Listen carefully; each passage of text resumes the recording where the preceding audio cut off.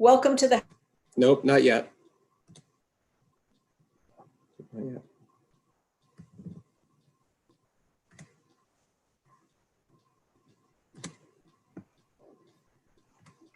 Okay. Good? Nope, not yet. It's still loading. Okay.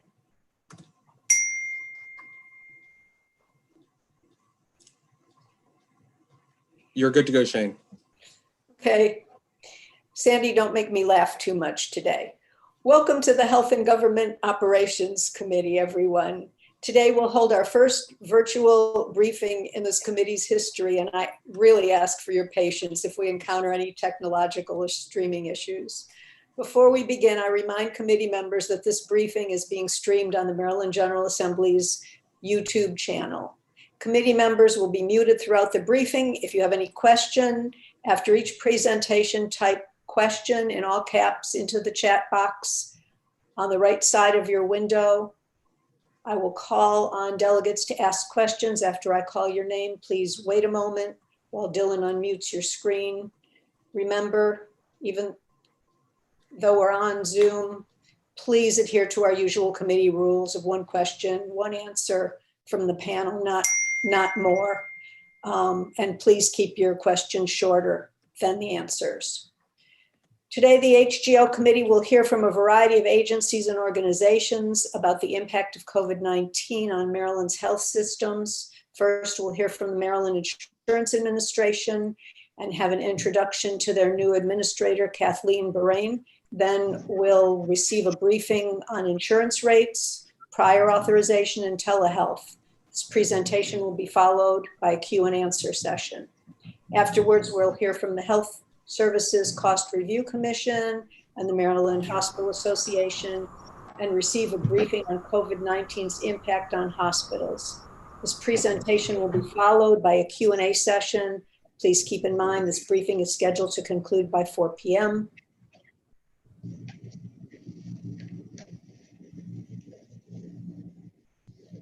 And with that, All of it.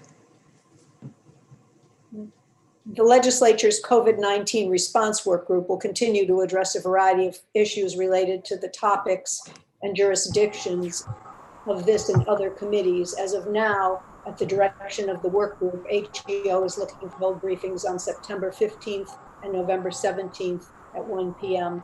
We'll keep you updated as we confirm briefing topics or reschedule or add dates. With that, I don't have the agenda up. MIA begins. Well, of course. Go ahead. MIA. Well, let me start actually by saying welcome to Kathleen Bahrain. We've worked together years ago. We're happy that you're back. I know we're going to be good partners together, and we look forward to working with you. Thank you. Michael?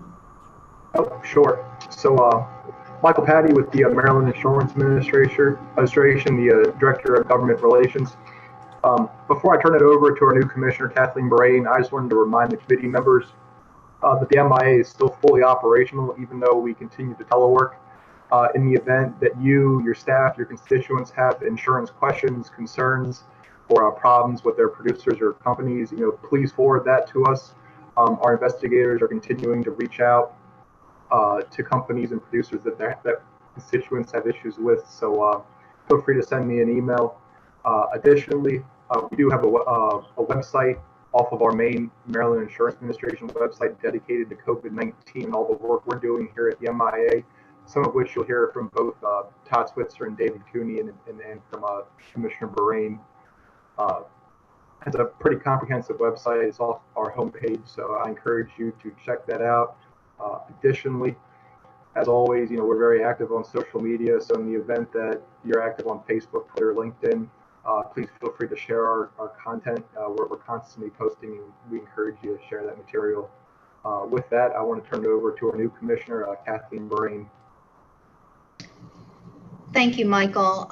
Thank you for that introduction to the MIA, and thank you, Madam Chair, Vice Chair Pena Melnick, and members of the committee for your welcome and for the opportunity to introduce, or I really in some cases reintroduce myself to you today. I'm entering my 4th week in my role as insurance commissioner, and I really cannot express to you how honored and excited I am to join the team of talented and capable professionals that make up the administration. It's been almost 13 years since I served as principal counsel to the administration, starting under Commissioner Larson, finishing under Commissioner Tyler, and I was truly delighted to see how many members of the senior leadership are still with the administration. And I am very, very grateful to Al Redmer, who has left big shoes to fill in retaining talent and adding to that talent.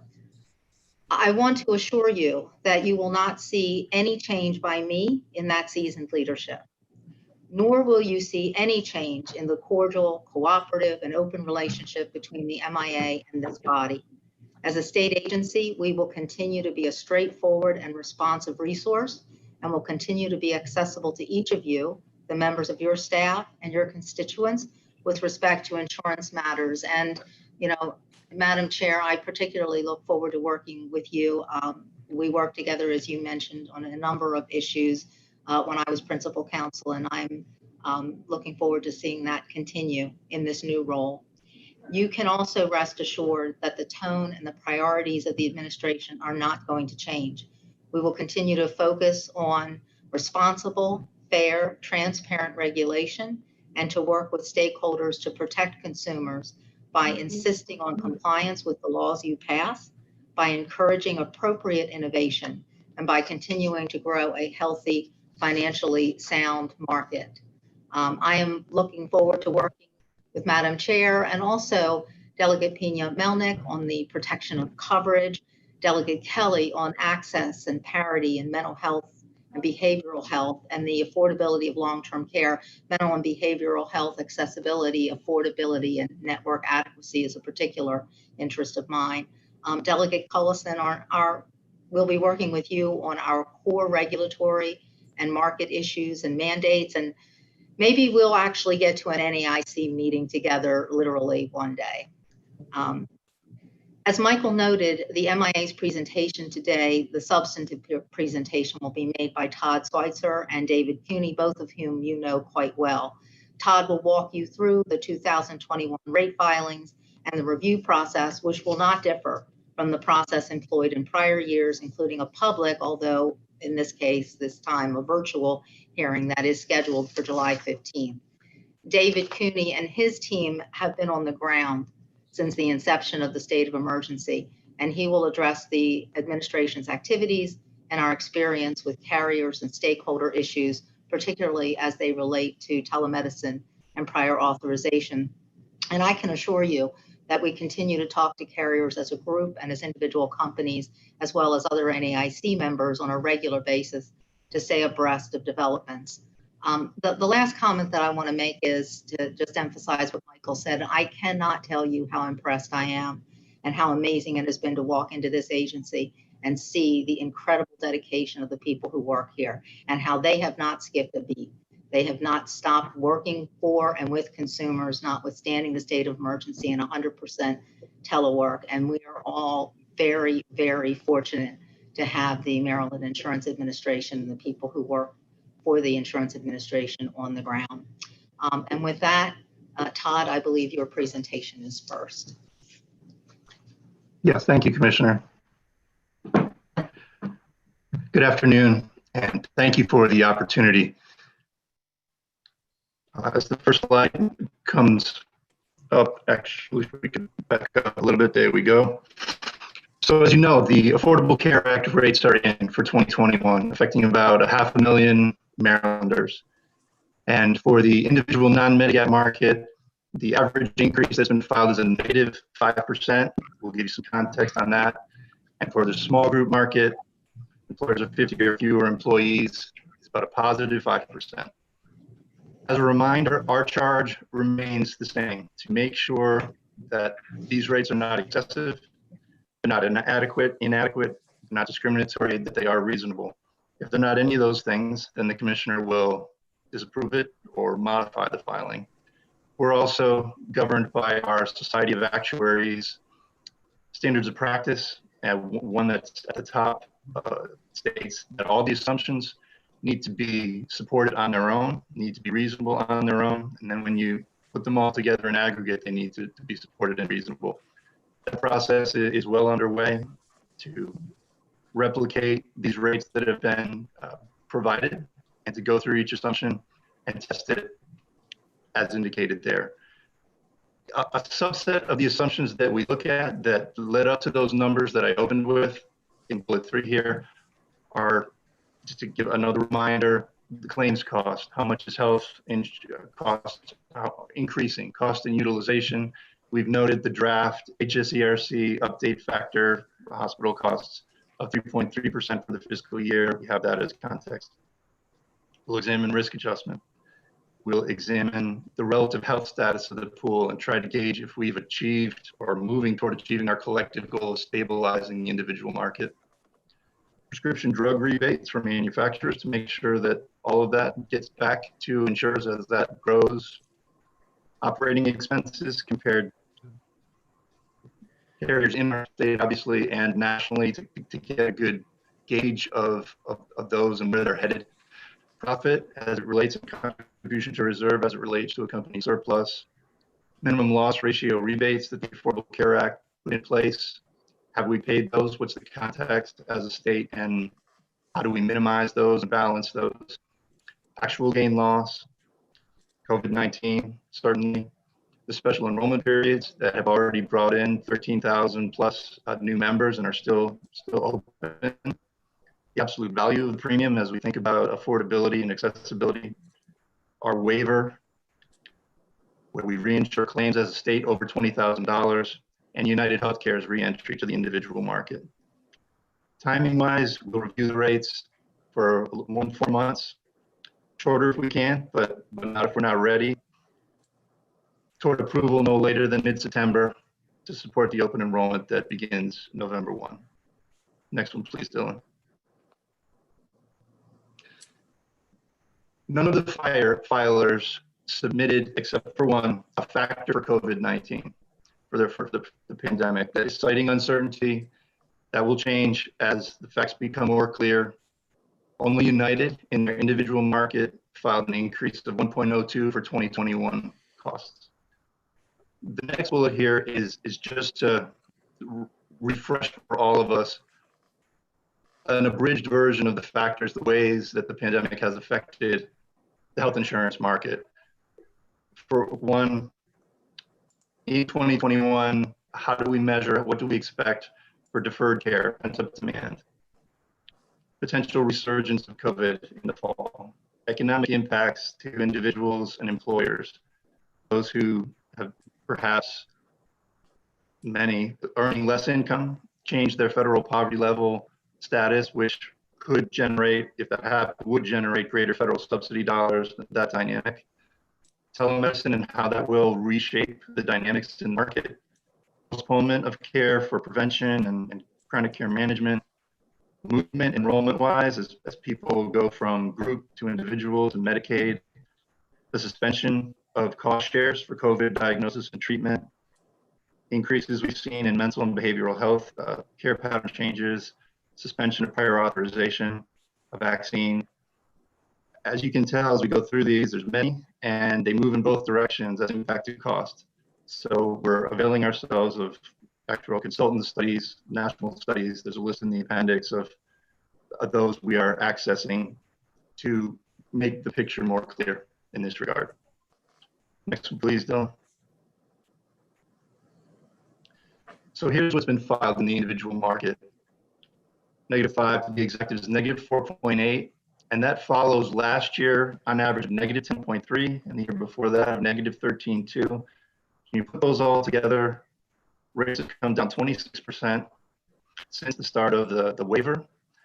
And if you look at a little bit closer at the most popular HMO in the market that comprises 63% of the market and hone in there, the decrease is 30%. So with what's been filed. Specifically for the year 2021, the range by carrier is from -1 that you can see there to -12. And Kaiser's at -11, that -1 is CareFirst HMO, -12 is CareFirst PPO. Enrollment, best information we have so far, we've grown by 6% versus this time last year to 207,000, 12,000 members. And United Healthcare's re-entry in 14 of our 24 counties will mean that we'll no longer have 13 counties that only have one carrier. It'll become 8. So moving in the right direction. Go to the next one, please, Dylan. So one question that was on our mind, we thought might be on other minds, is as filed, how did United enter the individual market? How in terms of placing of their rating, what will a customer see? And to the left, you have the on-exchange silver as a representative. So they're priced right in between Kaiser and Care First HMO. It is an HMO. So that continuum is,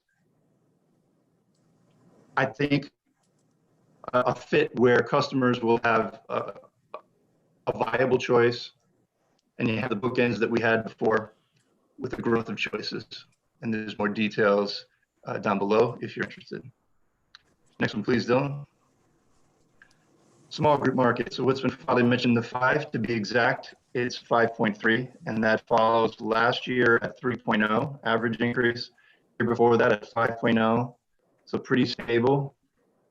Enrollment also slow and steady but upward to about 2,250,000 members, 266, 1.4% growth. There is a big range in the 5.3 by carrier from all the way to 9% decrease to 10% increase. So again, we're digging into these filings, asking questions, working with the carriers. I don't want to forget dental. We have 60,000 members that have dental coverage in the individual market. Premiums have been filed to be pretty flat, which we were happy to see. And also happy to see that, again, slow and steady, that about 30% of members versus 28% last year have enriched their coverage to include dental, that important coverage to add to their portfolio and breadth of coverage. So my last slide here next, this is the continuum of the small group premiums, the bookends, low to high, the choices that customers will have as filed. Again, this is just the start of the process. But I hope that gives you a flavor. I did want to mention back on COVID that paralleling the property and casualty industry, we have seen filings on the life and health side, property and casualty, I mean premium abatement type of filings. We've seen parallel filings on the life and health side. We have 12 filings so far from 7 insurers with some form of premium discount, premium holiday, touching the individual, small group, and large group and dental markets as utilization has dropped in certain pockets in this year. So with that, and I know my colleague David Cooney is next. I regret that I wasn't sure if the questions came after all of the MIA or after each presentation, but however you want to do it, I welcome questions. Am I muted, Dylan? You're on. Okay, I think we'll hold all the questions till the end of the MIA presentation. That would be how we normally do it in the committee, so that's how we'll do it today. Thank you. Thank you, Madam Chair. David? Thank you, Madam Chair. Good afternoon, members of the committee. For the record, I'm David Cooney, Associate Commissioner for Life and Health with the Maryland Insurance Administration. And I'll be presenting on the impacts of COVID-19 on telehealth and prior authorization requirements in the commercial market. So Dylan, if we could go to that first slide. So the topic of expanded telehealth coverage was one of the earliest and most persistent issues that were raised with the MIA during this pandemic. Right from the start, as soon as the pandemic started to unfold, we got a lot of questions and concerns from consumers, providers, and various advocacy groups related to issues like the accessibility of the platforms that carriers are currently using, scope of services that are eligible for telehealth coverage, reimbursement parity for in-person visits versus telehealth, and waivers of call sharing. So our response was twofold. First, we wanted to look at what existing Maryland law said and kind of reevaluate what our authority might be under that. And Dylan, if you could temporarily jump to the next slide. In the Maryland Insurance Code, section 15-139 of the insurance article, That's been on the books since 2012, and that's where in the commercial market, telehealth is already required to be covered, but only for services that are appropriately delivered through telehealth. That's the language in the statute. And carriers are required to reimburse healthcare providers, again, if it's appropriate to provide those services through telehealth. So part of what we did is kind of reevaluate what does it mean appropriate through telehealth during a state of an emergency with a pandemic going on. And so we looked at that and what authority we might have if we had complaints and things like that. And we started reaching out to carriers. One important thing to note is the existing Maryland law. If you see the definition of telehealth up there at the top, it does not include audio-only telephone conversations. And that was an issue that came up later. So we get back up again to the prior slide. So as I mentioned, once we kind of evaluated the current law, we started reaching out to carriers and discussing the issues with them, any kind of concern that was brought to our attention. We looked at it, evaluated it, and discussed it with the carriers and encouraged them to look at it and see if there's any accommodations they could maybe make if we didn't actually have authority to require it. And we were really working towards a collaborative solution, getting the carriers to kind of buy into the process. And I'm happy to report that they really responded very well with a lot of extensive voluntary accommodations across the board. The first issue was related to the telehealth systems and the platforms that were used in general. Very early on, like the first couple weeks of the pandemic, that we heard a lot of concerns from providers that just the capacity of the carriers' existing platforms was not going to be sufficient, and it was getting overloaded and they weren't able to provide the care. So carriers started expanding their platforms. Also, pretty early on, the federal government released some guidance, kind of advising carriers that when you're looking at HIPAA requirements for privacy and confidentiality of information, that the feds would allow insurance companies to use kind of any non-public facing commercial platform and still be considered in compliance with the HIPAA standards. So as soon as that guidance was out, pretty much across the board, the carriers started allowing access to telehealth through those types of things like FaceTime and Skype. And that really immediately kind of took care of the capacity issues. We also had various requests throughout the pandemic to increase the scope of services that would be eligible for telehealth. And some of these were ones that perhaps in the past carriers didn't necessarily think were appropriate for telehealth, like physical therapy, occupational therapy, speech therapy, applied behavioral analysis for autism, things like that. And also there are a lot of requests for mental health and substance use disorder services. Now for that last one, that's something under existing statute.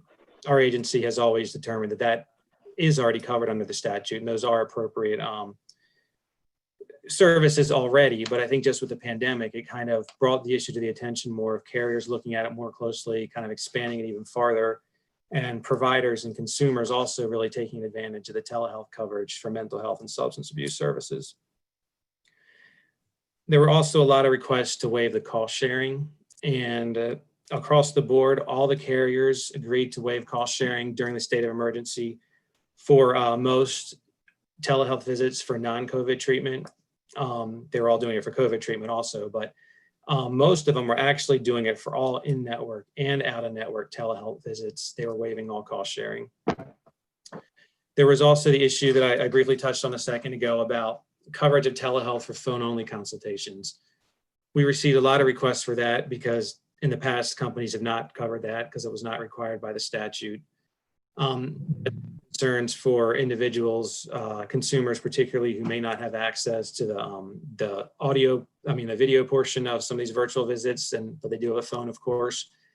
And so we encourage carriers to look at that issue, and they all began covering telephone only visits to a certain extent. It wasn't uniform across the board what they covered. For example, one carrier really saw the telephone visits as kind of a short check-in type situation. So they only authorized codes for short visits of 15 to 20 minutes. Other carriers covered pretty much any kind of phone-only visit. But regardless, they all really expanded coverage in that area. Also, the issue of reimbursement parity that the providers were requesting, because since they weren't able to see a lot of their patients in the office, and existing reimbursement levels for telehealth were often lower than the in-person visits. They were, requesting that we look at that, and the carriers also accommodated on that issue. All but one carrier is actually, during the pandemic, was providing reimbursement parity for audiovisual and telephone only. There was one carrier, again, who was not giving parity for the phone only consultations, but that was, again, because they were only covering kind of those short visits. But otherwise, we had no authority to require anything of the reimbursement parity, but the carriers voluntarily took that on. And then through all this, another added benefit was that the carriers were able to get all their the majority, I should say, of their self-funded clients to buy in on these accommodations as well. We have no authority, of course, to require the self-funded market to do these things. But as we didn't have a really heavy-handed approach and mandate a lot of things right at the start, and carriers kind of gradually looked at their systems and their capabilities and phased these things in, they were able to offer them to the self-funded clients, and for the most part, the self-funded clients went along with all these accommodations. So there were some ongoing stakeholder concerns throughout this time period. One is the lack of uniformity, which I briefly mentioned. Since there was very little that was actually mandated, just the requirements under the law, the carriers did have leeway on how they were implementing some of this. So it isn't the same from carrier to carrier. And a lot of the providers in particular were asking, if there's not uniformity, can there at least be some greater transparency and more easily accessible disclosure of what the carriers are covering and what their coding standards are? We heard from some providers that the information was sometimes buried on the carriers' websites and was difficult to find, and it was just hard to know how to file claims for these telehealth services. So that was an issue we discussed with the carriers also and encouraged them to look into that. Lastly, as the pandemic begins to subside, we hear concerns about that some of the accommodations are being phased out. And we are looking at that. For example, some of the cost sharing waivers are either very recently expired at the end of May or are currently set to expire in the next month or so. The carriers have indicated they continue to monitor that and will potentially extend that in different situations, but that is the case. We don't have authority to require that to continue. And that is one particular accommodation that really was intended to be a short-term thing. On the other hand, the overall expansion of telehealth services in general, that's certainly here to stay, I think. And I think it's just been real eye-opening for the carriers as well as the providers and consumers as to how well telehealth really works for a lot of these services that weren't really widely used previously. Dylan, if you could skip ahead to, I think, about 3 pages to the prior authorization. There we go.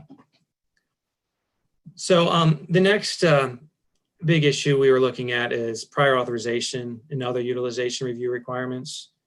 Of course, as the pandemic began, no one really knew what to expect. And as we saw the experience in other countries and in other states in our country, there were certainly well-founded concerns that our hospital system in Maryland could easily be overwhelmed as the surge materialized. So we had a lot of conversations with the Maryland Hospital Association, and their point of view was, utilization review requirements are always burdensome to the hospitals, but particularly as the crisis began to peak, the hospital resources, they were concerned, would become so strained that they would really have no resources available to devote to prior authorization and handling other administrative things like that, because all of their efforts and resources would need to be devoted specifically to patient care. And they also just pointed out that during the pandemic, all of the hospitals and providers were being extremely judicious in who they would even admit as an inpatient, because they had to manage their own resources. They also didn't want to unnecessarily expose non-COVID patients to the virus. So it was their position that during this time, it really was appropriate to have more deference to the hospitals and what they thought was appropriate and not appropriate. A second issue we heard a lot about, it wasn't quite as often, but basically the issue that there's a lot of existing prior authorizations out there for elective surgeries and procedures. And those procedures were either being canceled or postponed due to the pandemic. And there was a concern that once the country started, or the state started to reopen again, that those authorizations would have expired, and they would need to get new authorizations, which would just create unnecessary delays in the backlog and being able to provide care to patients. And finally, kind of the biggest issue we kept hearing about utilization review from the Hospital Association was the lack of uniformity between markets and carriers. They were concerned that it doesn't really help if one individual section there waives prior authorization, but other ones aren't. They still have to deal with the issues. So it was in the commercial market between carriers, there are various requirements, but also much more broadly, comparing the commercial market to the self-funded market, to what Medicare is doing and what Medicaid is doing. So those uniformity concerns really resonated with us. And I think that's what we first really started to try to focus on, digging into where could we find uniformity. So we immediately started working on revisions to our emergency powers regulations to give us really broad authority in this area. And Dylan, if you could skip forward for 1 second to the next slide. So what we did, we drafted this, it's the last item, section M, that basically says the commissioner may require health carriers to suspend, waive, or modify requirements related to prior authorization, concurrent review, retrospective review, and notification of inpatient acute care, post-discharge care, and facility transfers. So we worked to having as broad authority as we possibly could in the emergency powers regulation so that we had that there if we needed. But our intent all along was to take a very slow, deliberative approach and only activate particular items that were necessary and only when necessary. And if we could go back to the prior slide. So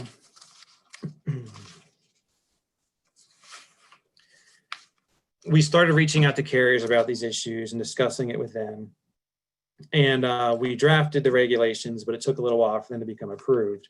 So as we were going through that, and we were looking into the uniformity issue, it became apparent that true uniformity would not be possible to achieve, unfortunately, because of so many different competing interests that were working there. On the Medicaid side, we couldn't control what the feds did. For Medicaid, we had a couple calls with the Department of Health to discuss with them. And although there's a little more flexibility there, they also have to comply with a lot of CMS requirements that they have no control over. So that limited where our agencies, the MIA and the Medicaid department, could really get uniformity. And of course, the biggest issue is that we have no authority over the self-funded market. So whatever we would maybe mandate in the commercial market, we couldn't change that for the self-funded market. So the approach we had instead was, again, kind of a voluntary, encouraging voluntary accommodations from the health insurance carriers. And thankfully, again, across the board, they were very accommodating and relaxed a lot of their requirements. Once again, it varied by carrier. For example, one carrier was possibly waiving inpatient prior authorizations for inpatient admissions and post-acute transfers, but they were still requiring concurrent review. Another carrier perhaps was requiring notification for inpatient admissions and concurrent review, but they were waiving prior authorizations for post-discharge transfers. So there was variation. Across the board, all the carriers did extend prior authorizations for elective surgeries and things of that nature. The time periods were different. Some carriers extended it to the end of the year. Some did 9 months. So that varied, but they all made accommodations there.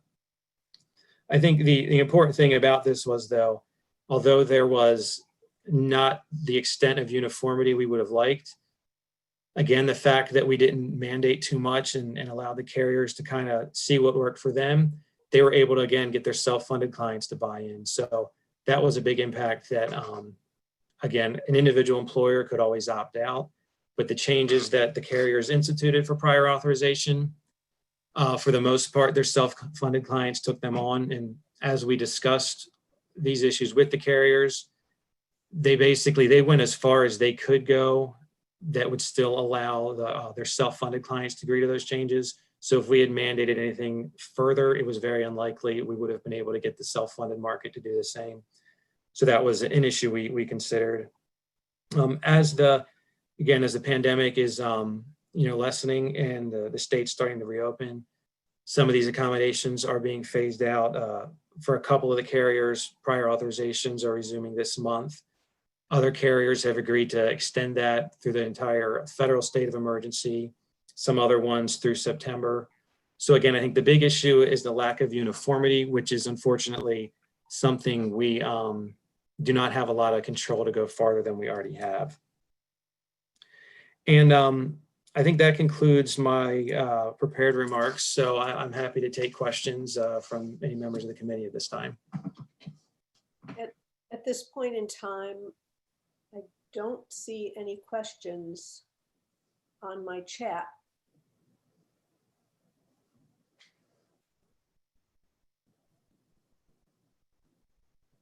I see Delegate Cullison has a question. Delegate Cullison? Hold on one moment, Delegate Cullison, let me unmute you.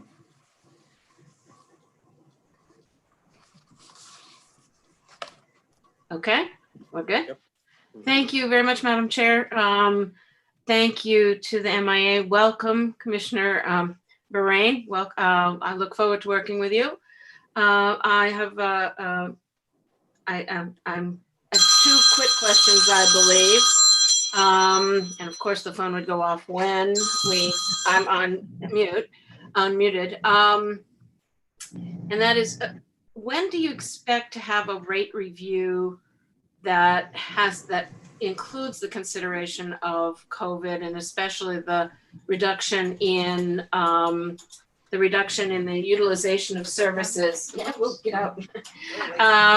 And also, do you expect that the flexibility around pre-authorizations will continue after the emergency?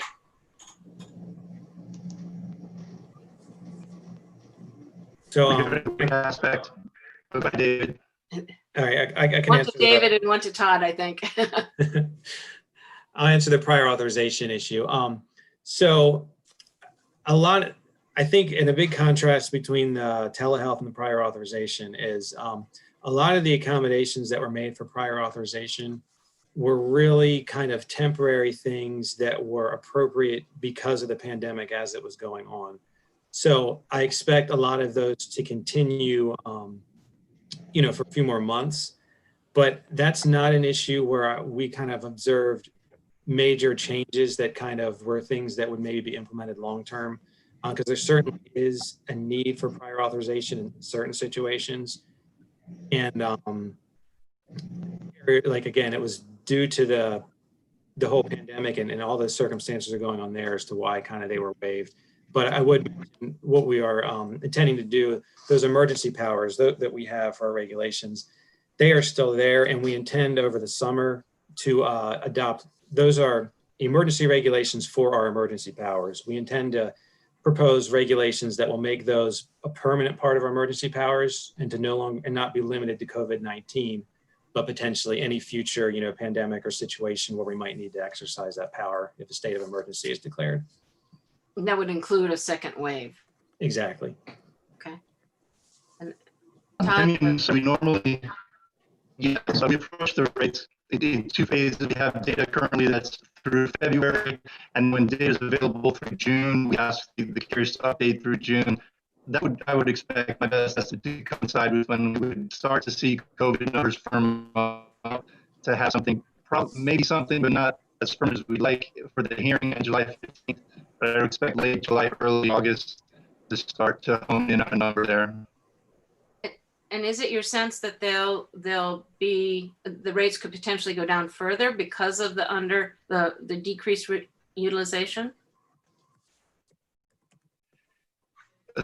Certainly in 2020, we've seen the filings to recognize that. One aspect that you bring up is the waiver, as you know, that reinsurers claims over $8,000. According to a study of Wakely, the average COVID cost for an ICU within a ventilator is $38,000 nationwide, and 8% of the COVID costs are for the ICU admissions. So we're in a unique position where we would expect a lot of the costs to be absorbed for a fair portion by the reinsurance program and provide some insulation, along with the fact that there are pushes and pulls for COVID. It's really unclear whether it will be positive or negative, and I think the carriers have said as much. I know they have. Okay. I think I understood. It's still uncertain. So thank you. Yes. Whatever you're plugged into on your internet, Todd, is not ideal. I don't know how to improve that, but it was very hard to, terrible connection. I'm going to call on, yeah, I'm going to call on people, but I want to say this. The instructions are all caps question. I don't want to know your question, and don't change it now, but going forward, if you have a question, just all caps question, and then I'll call on you. Delegate Morgan.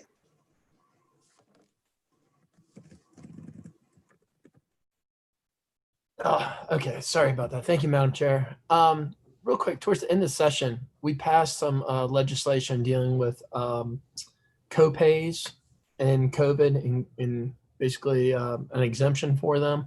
You mentioned something about working with the carriers to continue that practice. I'm under I believe that legislation runs out and expires like mid-June. What's going to happen with the co-pays? So off the top of my head, I don't exactly remember what was the exact provisions of that bill. I know the bill you're talking about, but for the commercial market, any kind of co-pays or co-insurance for testing and diagnosis, and if a vaccine is developed, in the MIA's emergency regulations for the entire state of emergency, that is waived. There is also a federal requirement that is also requires that to be any kind of that cost sharing to be waived. The cost sharing for treatment of COVID-19, however, has not been required under state law, regulations or federal law. So that's the one more where it's been voluntary so far from the insurance companies. Okay, thank you. Thank you, Madam Chair. You're welcome. Delegate Sample Hughes, who's good at following directions. Thank you, Madam Chair, and good to see all of our members and all that are here today. My question is to David with regards to the telemedicine or telehealth. I hear you often say that, you're encouraging the providers, the carriers, I should say, for the usage of audio and video. But what should we do to make that a standard? And the reason I'm asking is because the internet is not accessible to everyone. I live in a rural area, and we passed legislation this year to try to, help in that nature, in that manner. But what can we do to make it a standard so we can ensure that people are reimbursed at certain times, but to also know that video and audio is necessary? Sure. So, that would require a statutory change. The existing law specifically excludes audio-only telephone visits. So if that was something the legislature would like to mandate, it would be a pretty straightforward change to the law. The law currently doesn't address reimbursement at all. So that would be a little more complicated. But, and I know there are concerns for reimbursement for telephone only. The carriers expressed the level of care that providers can provide during a telephone only visit is not to the same level as what they can do for audio and video. So their position is it is valid to have different reimbursement levels in some of those situations. But again, it would, if you want to do anything with that, it would require a change of the statute. Okay, thank you. Delegate Lewis.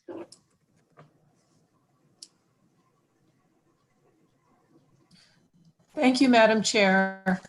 Thank you, everyone. My question related to Mr. Cooney's presentation, and he talked a little bit about the expectation that the pandemic will subside, COVID cases will decline, and the accommodations made by carriers in their insurance offerings will expire or be given up. And I just wondered about, hopefully you can hear me. I'm getting a signal that my connection's on. Great. You sound great. Thank you. I was wondering about that assumption. And in fact, right now we know that we should anticipate a surge in cases. In fact, it's already being seen in states that began reopening a month or so ago. They're seeing a spike in cases, and I think it's understood we should expect that as well. So how will the MIA make the markets ready for that surge, and what are your thoughts on that? Sure. So, we've been monitoring the whole time the data from the Department of Health about, hospital inpatient hospitalizations and things like that, and discussing with the Maryland Hospital Association of where they're actually seeing surges and everything. So the important thing, as I mentioned before, with the emergency power regulation, we still have that kind of in our back pocket at any time if we feel if a surge does begin to happen, and for whatever reason the carriers are not as accommodating this time, we have that authority. As long as the state of emergency exists in the state, we can activate that at any time via bulletin. And I assume that there would be a state of emergency if we actually see that the surge happen. So. Thank you very much. Thank you, Madam Chair. Sure. Delegate Young.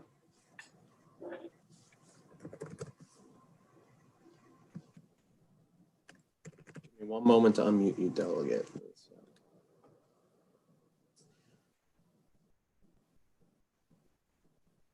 You're good.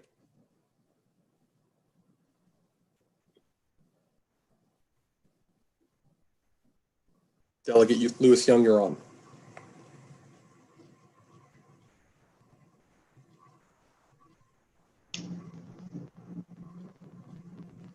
I think she has to unmute herself. Can you somehow unmute yourself? We don't hear you, Karen. I have unmuted her. She is showing as unmute.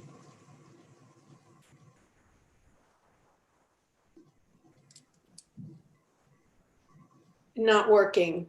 Delegate Young. Okay.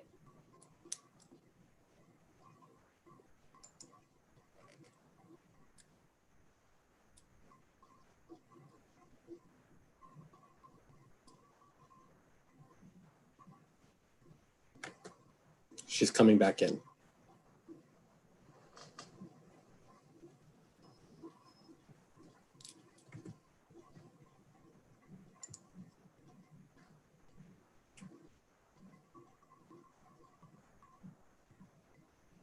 Okay, we still don't hear you. I'm going to go on to Delegate Hill, and you can leave her unmuted and she can keep fooling around while Delegate Hill is asking her question, and hopefully there will be success. And thank you everyone for the presentation. So we've been reading a lot about problems in other jurisdictions, and I'm curious about if we're having the same thing in Maryland, where despite the insurer saying that they would cover the COVID and related visits completely, patients are receiving billing from hospitals who are getting visits that were not being covered. So if there's a flu test or the patient is seen in the ER but not admitted with a diagnosis of COVID, that it's not being covered, even though the flu test was to make sure that they didn't have something that could explain their symptoms. And the majority of people are being sent home with COVID. So are we having that problem here in Maryland, where things that patients and hospitals are saying are COVID related, the insurance companies are deeming as not COVID related and doing cost sharing? So we have not observed that in Maryland. It was an issue, we were kind of on the lookout for. We haven't had any specific complaints about that. Overall, we haven't had a lot of complaints about COVID-19 in general during this time. And most of the ones we have had are more related to just kind of the stay-at-home issues and getting access to care during that. We haven't had complaints specifically about, COVID-19 treatment or care. We have not seen that today. All right, thank you. Okay, I'm going to go to Delegate Banderi, and hopefully Delegate Young is going to text us her question.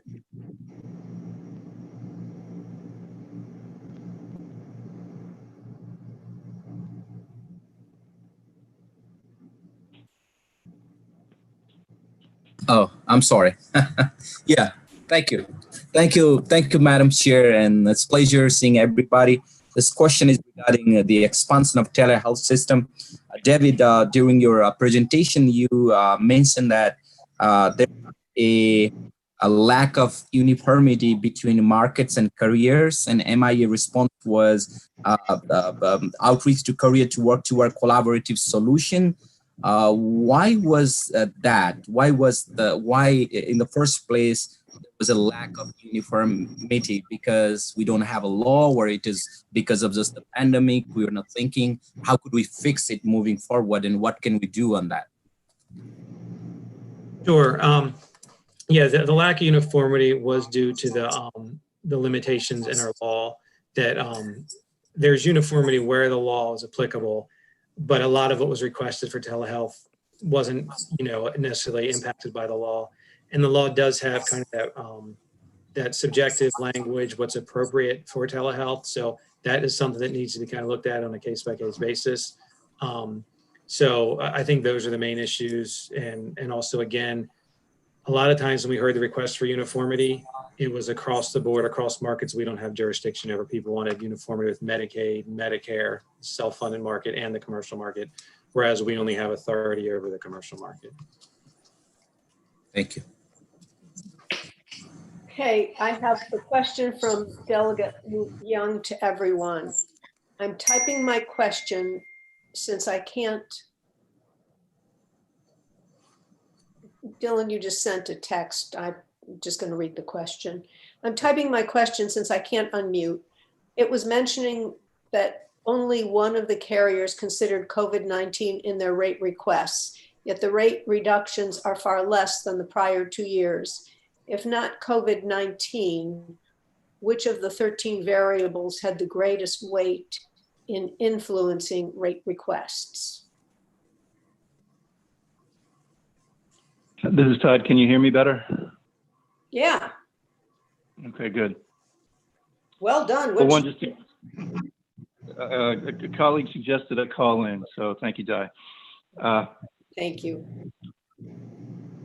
To reiterate, we definitely expect that COVID factor to develop. But to your question of why and you're right, if my memory serves me well, this is the first time that a decrease has been filed up front rather than at the end. The base experience has been good. And one of those, when we said gain loss and context, I don't remember, I don't have the slides in front of me, but it was in the middle of those 10. That jumps to mind. The second that would jump to mind is trend. I think as we've started our review and had several volleys with the carriers, we've seen favorable trends versus what the filings had in the past, and trends meaning claims cost increases, as well as, again, gain loss, just raw improvement, and the reinsurance program picking up 30 and upwards of 30% of claims in total. I hope that gives you a sense. As long as we're asking questions, I'm going to add one just to remind members and anyone who's watching, because we have been able to keep Obamacare, the Affordable Care Act, strong in the state of Maryland. One of the things that mandates is that there is a loss ratio, one in the small group and one in the individual market. So even if a carrier were to not file low enough rates, if they made more than that loss ratio allowed, they would have to redistribute the extra back. Can you remind me what the ratio is? Sure, it's 80%. And that is number 7 of the key assumptions. And we did see in 2018, Maryland rebate payments of $59 million, that one of our objectives in the 7th point is to narrow down in ensuing years. But it's 80% for individual and small group, 85 for large group. Thank you. 85 for large. Okay, I see no other questions. So with that, I would like to thank Commissioner Bahrain and your very able associates. We're very grateful to have all of you to work with, and we look forward to continuing to work with you. And thank you so much for doing such a good job today. And you know how to reach us if you need us, right? Absolutely. And we are always here as a resource to you. Thank you. Thank you. We'll now turn to the hospital response to COVID-19 and recovery plan. Bob Atlas, then Leslie Simmons. Thank you, Madam Chair. Am I audible? You sure are. Okay, and Dylan, could you put up the slides?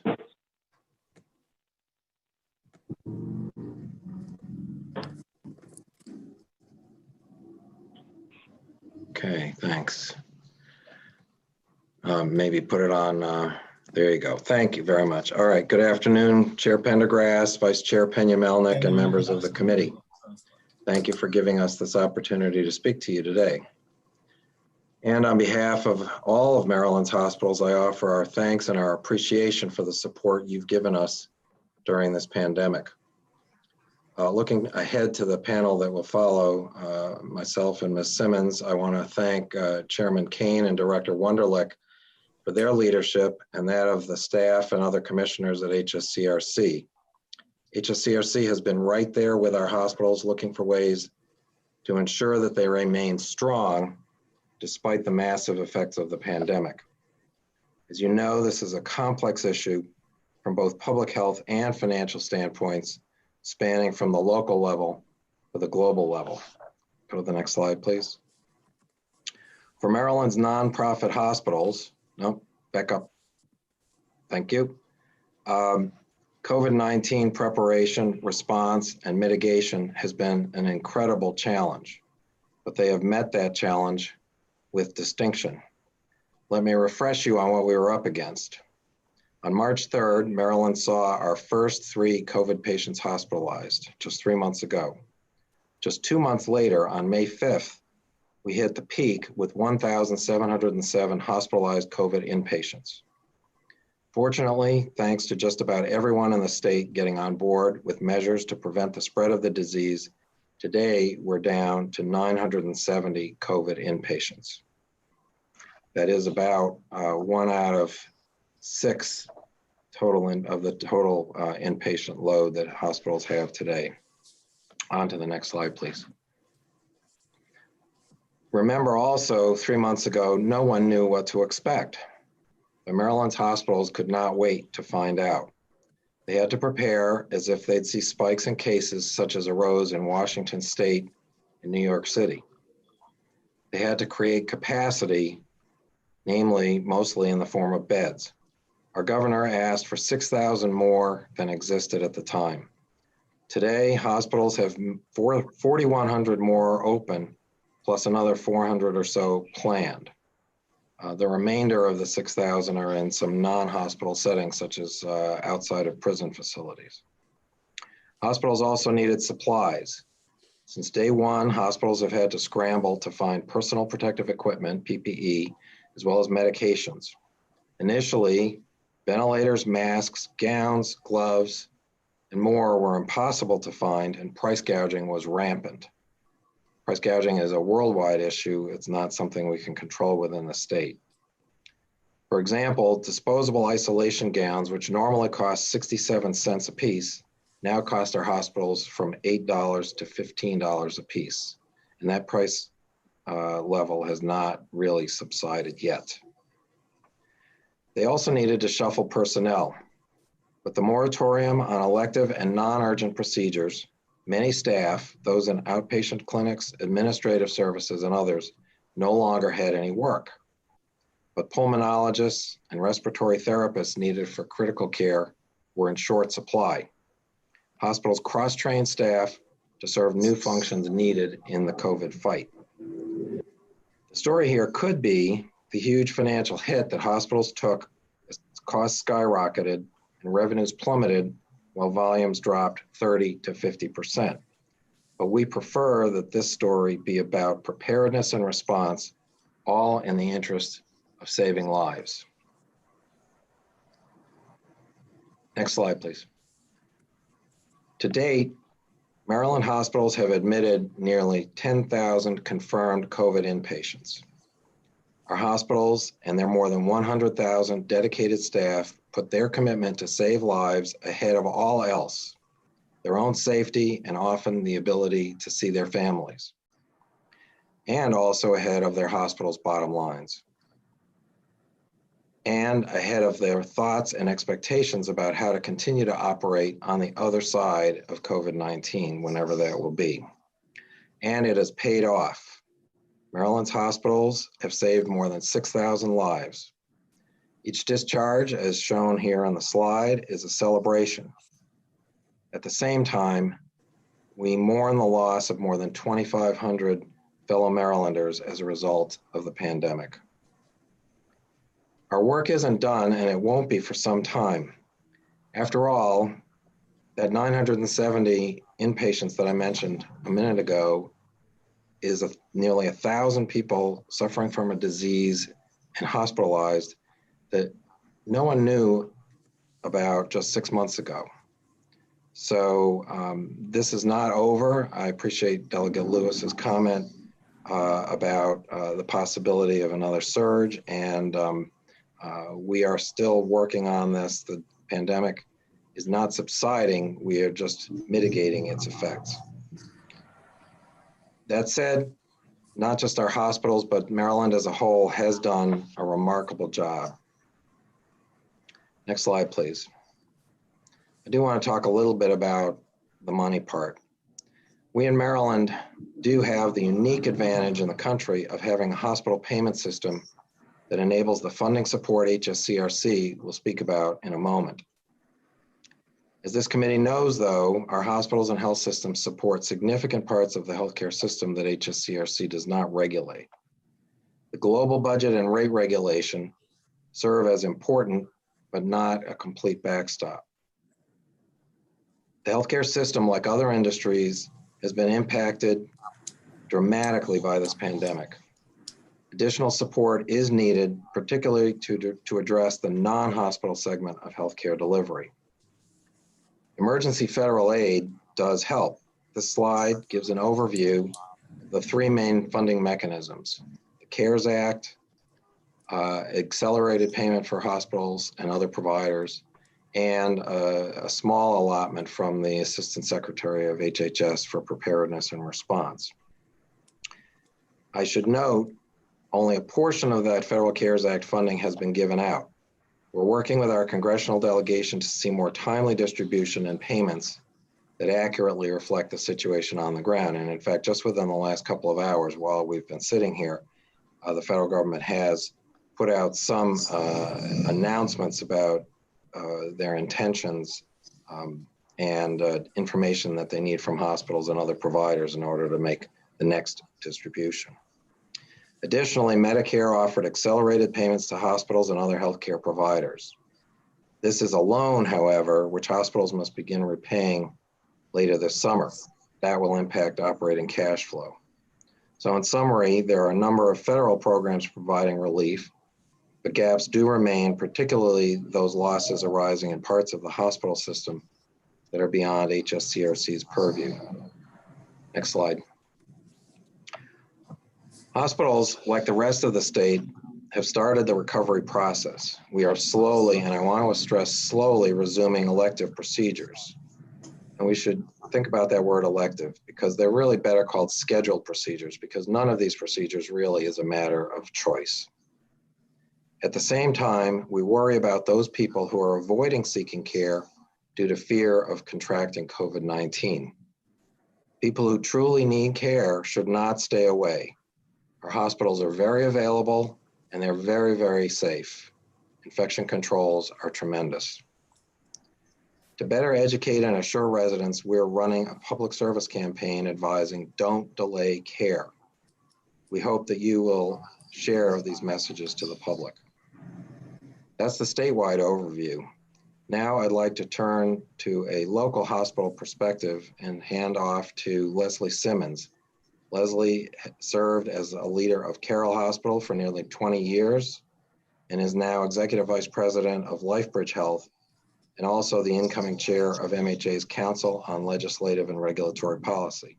Leslie? Thank you, Bob. Thank you, Madam Chair and committee members, for hearing our story. I'd like to start off next slide by giving you an overview of the LifeBridge preparedness. Boy, I have to say, nothing really prepared us for experiencing anything like this. In my nursing career, I'm a critical care ER nurse, and wow. This has been something unlike anything else we've ever experienced, but I will say has helped me. That clinical experience has helped me as I've tried to lead the LifeBridge operational response. I distinctly remember us opening on February 28th, opening our command center just to discuss and think about how we might prepare for what was about to hit us. And it just was unreal as we came together to try to understand what we were currently prepared for and how we could do better. Right away, actually the first week of March, we opened up the first hospital-based testing center at Carroll Hospital, followed by Sinai Hospital. And that was a drive-through process. And we quickly understood that that wasn't enough. To meet the needs of the community, we really had to have walk-up testing. So we were delighted that Grace Medical was able to implement that. Telehealth became huge. We went from just 700 visits a week in late March to over 4,000 visits a week. And we were surprised and delighted how quickly the community responded to that. And that actually became an excellent platform for our virtual hospital to monitor anyone that had testing done in any one of our drive-up or walk-up testing sites. Employee screening, we started right away with universal masking for all of our employees and screening everyone at the door. Probably one of the most difficult things was implementing a no visiting policy, just at a time when family members might have needed their patients might have needed their family members the most. At a scary and difficult time in their lives, we had to restrict visiting. And again, telehealth played a big role. Our virtual platforms like we're using today, thank goodness for FaceTime and Skype. That was one of the few means we had to be able to connect families with their loved ones. We did have to develop a lot of surge plans really quickly. We implemented over 200 negative pressure rooms and opened 500 additional beds across all our community, all of our hospitals, ranging anywhere from opening up previously closed units, turning conference rooms into COVID positive units. It just has been amazing. And then working with the government agencies and disaster preparedness to have hard side tents that we could erect on all of our campuses. So it was just a huge effort. Then we were very proud on April 10th to work with Baltimore City and the National Guard to transition the Sinai Testing Center over at the Pimlico site and really do that more collaboratively. So again, we could meet the needs of the community and not just service Sinai and the LifeBridge Hospital. So that's been a great collaborative initiative. And then as we started learning more and having patients recover, we implemented our convalescent plasma program that has been huge to be able to offer to our patients. I would say about midway, we really started becoming challenged with PPE. As Bob indicated, it became very expensive and very difficult to get a hold of. We had started conservation methods with our PPE very early in the process, but we decided that that wasn't going to be enough. And so here we go. We decided to start manufacturing our own PPE. I never imagined that I would be opening a manufacturing plant. And so we were able to utilize some of our furloughed employees and purchase 70 sewing machines from Amazon and started sewing our own gowns, which we were desperately in need of, and producing face masks and face shields. And so that was a huge initiative that really enabled us to supply all of the LifeBridge hospitals and subsidiaries with desperately needed PPE. We also started antibody testing early. We wanted to be able to do that for our staff free of charge to understand what the impact might be. We'll still see what that really showed us. I would say a very low percentage of our employees had antibodies when we did the testing. So in one way, that's very good because that signifies that they were doing a great job utilizing their PPE equipment. So we'll see how that goes. And then, believe it or not, there we are in early May, actually starting to stand up recovery teams to understand how do we go about trying to get to our new normal, yet prepare us well for other surges that might happen. So next slide, please. In all of this, communication with our community is huge. Bob talked about really making sure that we educate the community not to delay care. It became obvious pretty quickly that our community was in fact afraid to come to the emergency department and afraid to seek care. They were literally afraid, I'm going to get COVID if I come to the emergency department. So we started really re-educating the community that the emergency department is very safe, and please do not delay care. We have anecdotal stories throughout LifeBridge and from many of my colleagues where strokes probably happened because people didn't seek care earlier, and heart attacks advanced because of that. So I can't stress enough, please take the message to your constituents how important it is to seek care when you need it and not delay. And we're ready for you and can handle you very safely. So next slide.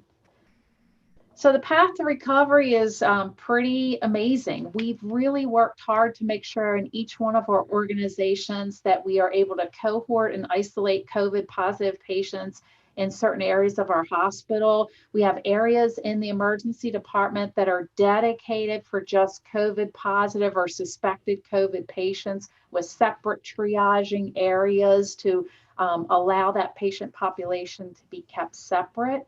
We have dedicated intensive care units and ventilator units to be able to accommodate our COVID positive patients. And we continue to screen all of our patients, any individuals that come through the hospital doors. The staff has to be masked 100% of the time, whether they're in a patient's room or walking to the cafeteria. Everyone has to be observing that.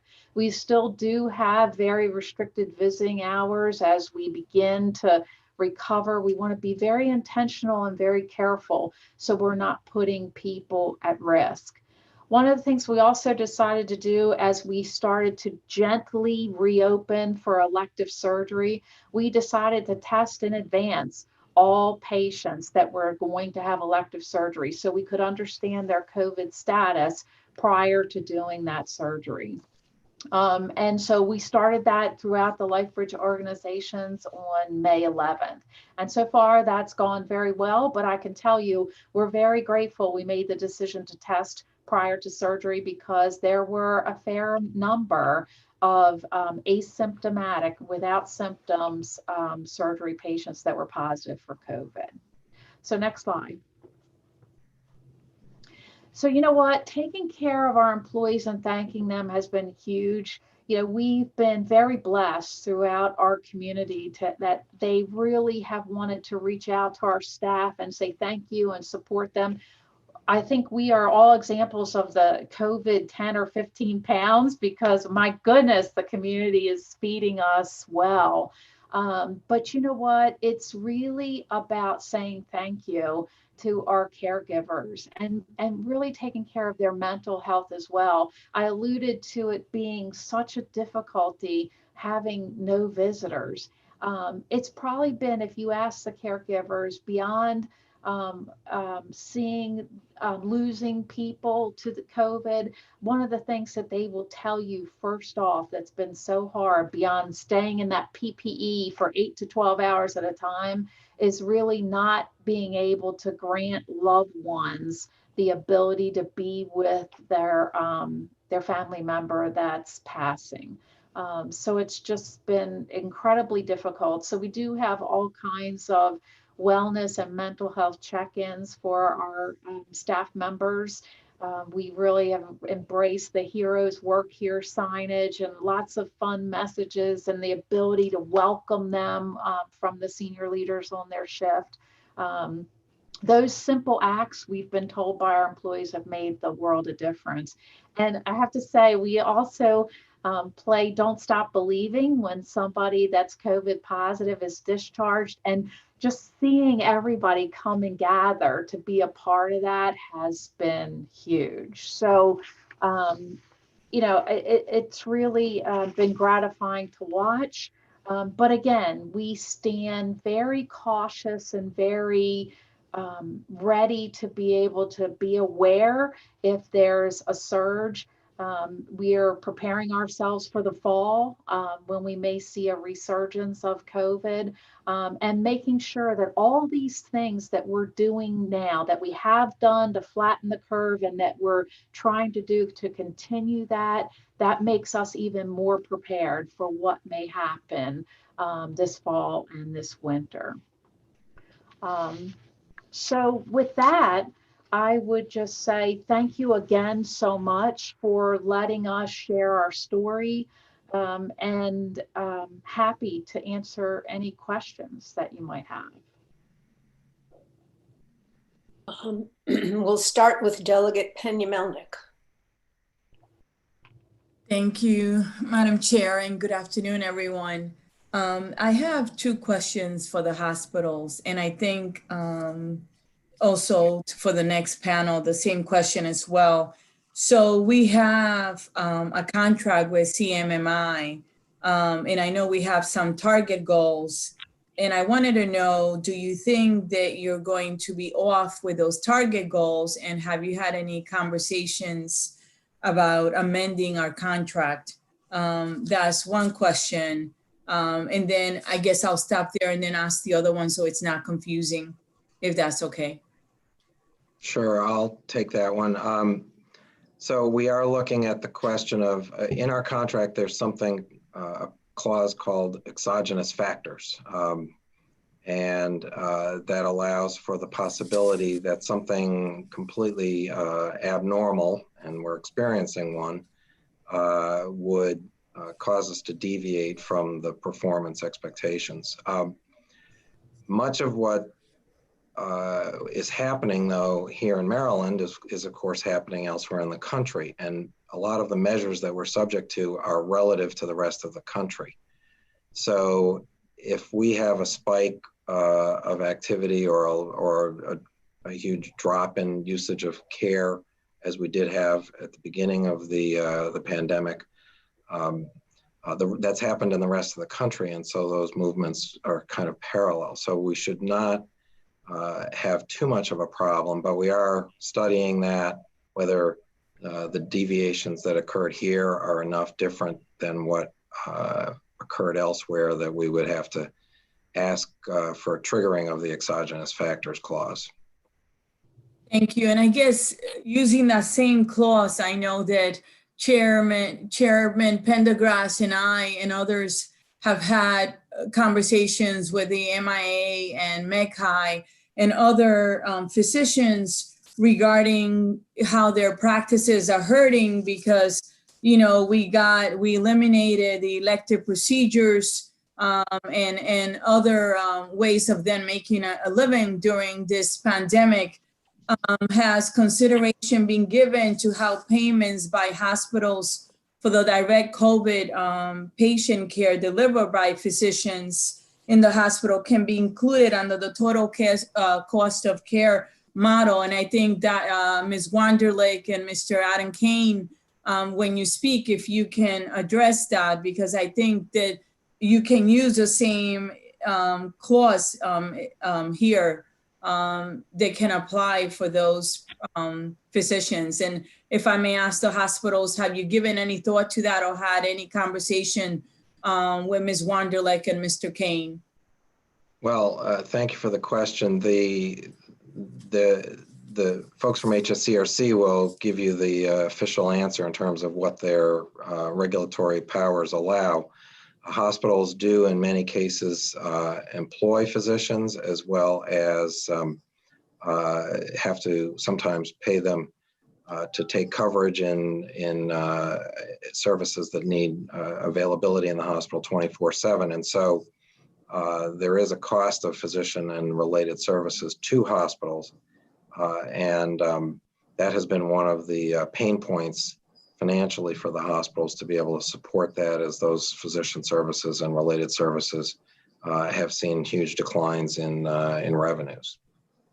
Yeah, thank you so much for considering it, because a lot of them will go out of business. A lot of them have not been making, a living as well. So I'm pretty concerned about what that would do to the Maryland model, right? As well, if people do not have primary doctors or pediatricians, to go to. So thank you for the consideration. Thank you, Madam Chair. Delegate Kelly. I'm unmuted. Hi, thank you. Thank you for a great presentation. Leslie, especially thank you for your thoughts on the workforce and the information on the antibody testing. And I think everybody on this committee shares a deep appreciation for the work that the workforce in the hospitals has been doing over the last few months. And so my question, I think, was to Bob, because you gave us the big picture numbers for cases, but I was wondering if you have data on positive cases within the healthcare workforce at the hospitals and any potential fatalities. We have not been collecting the data on positive cases within the workforce. Leslie, do you have any sense of what you might have experienced at LifeBridge? LifeBridge does have over 10,000 associates, so they might be a representative sample. Yeah, so out of the over 10,000 employees, we only have like a 2% positive rate. And to date, we've had no deaths. We have had one person that was admitted that is in critical condition, but has improved dramatically in the last couple of days. So we're very excited about that. We have had several that were hospitalized and discharged. Thank you. And thank you for everything you've been doing. Thank you. I'm actually taking the people first who did not ask a question prior. So if you wonder why things are out of order, Delegate Rosenberg, you're next.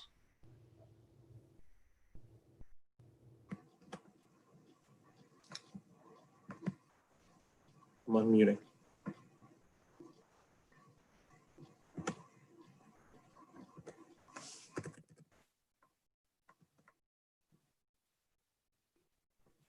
Delegate Rosenberg, don't click anything yet. I did unmute. Okay, sorry. Mr. Atlas, you mentioned the significant increase in gowns as one example. Do you know if that is covered by our existing price gouging law? Generally not, because most of this purchasing is happening outside the state. The supply chain is worldwide and it's a mess. It was really awful just a month or so ago. Now hospitals have access to the supplies that they need, but the pricing is still very high. And of course, the consumption of a lot of these items is the velocity of consumption is higher because of the need to contain the spread of the infection. So just as one example, for a single hospital that I spoke to just a week or so ago, they spent $600,000 on PPE last year. They expect to spend $10 million on the same on that same line item this year. So there's nothing we can do within the purview of our Attorney General to control this, because we're not buying from within the state for the most part. Okay. Thank you. Thank you, Madam Chair. Welcome, Delegate Charles. Thank you, Madam Chair. Bob, I want to follow up kind of what Sandy was talking, Delegate Rosenberg was also mentioning about the PPE. And earlier when all of this started taking place, I received maybe 20 to 30 emails from a lot of MBE certified businesses in the state who wanted to try to do work with a lot of the hospitals. Have you noticed an uptick in a lot of the MBEs reaching out to you guys? And if so, how many of them actually were able to participate to try to provide you some of those PPE requirements that you were looking for? Sure. Well, from a statewide perspective, we worked with the state, the health department, the Department of General Services, and the Maryland Emergency Management Agency. They were controlling the supply chain during the worst of the time, and so anybody who reached out to us, we pointed to the state resource. The Department of General Services did create an access point online for anybody offering to manufacture goods within the state. I think that they signed up at least 700 vendors for various things. I don't know about the MBE participation on that.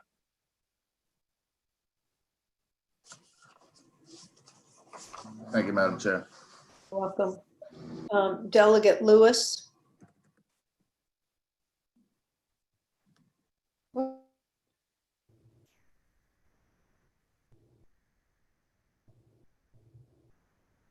She's muted. Sorry, I thought I was muted. Thank you very much. Thanks, Madam Chair. Mr. Atlas and Ms. Simmons, thank you. If it's okay, I have one question for each of you. I hope that's okay, Madam Chair. Mr. Atlas, you mentioned that, oh, my battery. You mentioned that, sorry, Ms. Simmons, you mentioned that folks are using telehealth. You said you're up to about 4,000 telehealth cases per week or consultations per week. Could you give us an idea of the most common type of telehealth service that you're offering? Is it mental health? What is it? Actually, it's a full gamut. There are mental health visits that happen, but just general primary care questions, primary care visits, some specialty visits as well for other issues and concerns. But I will say there's a lot of stress because of COVID.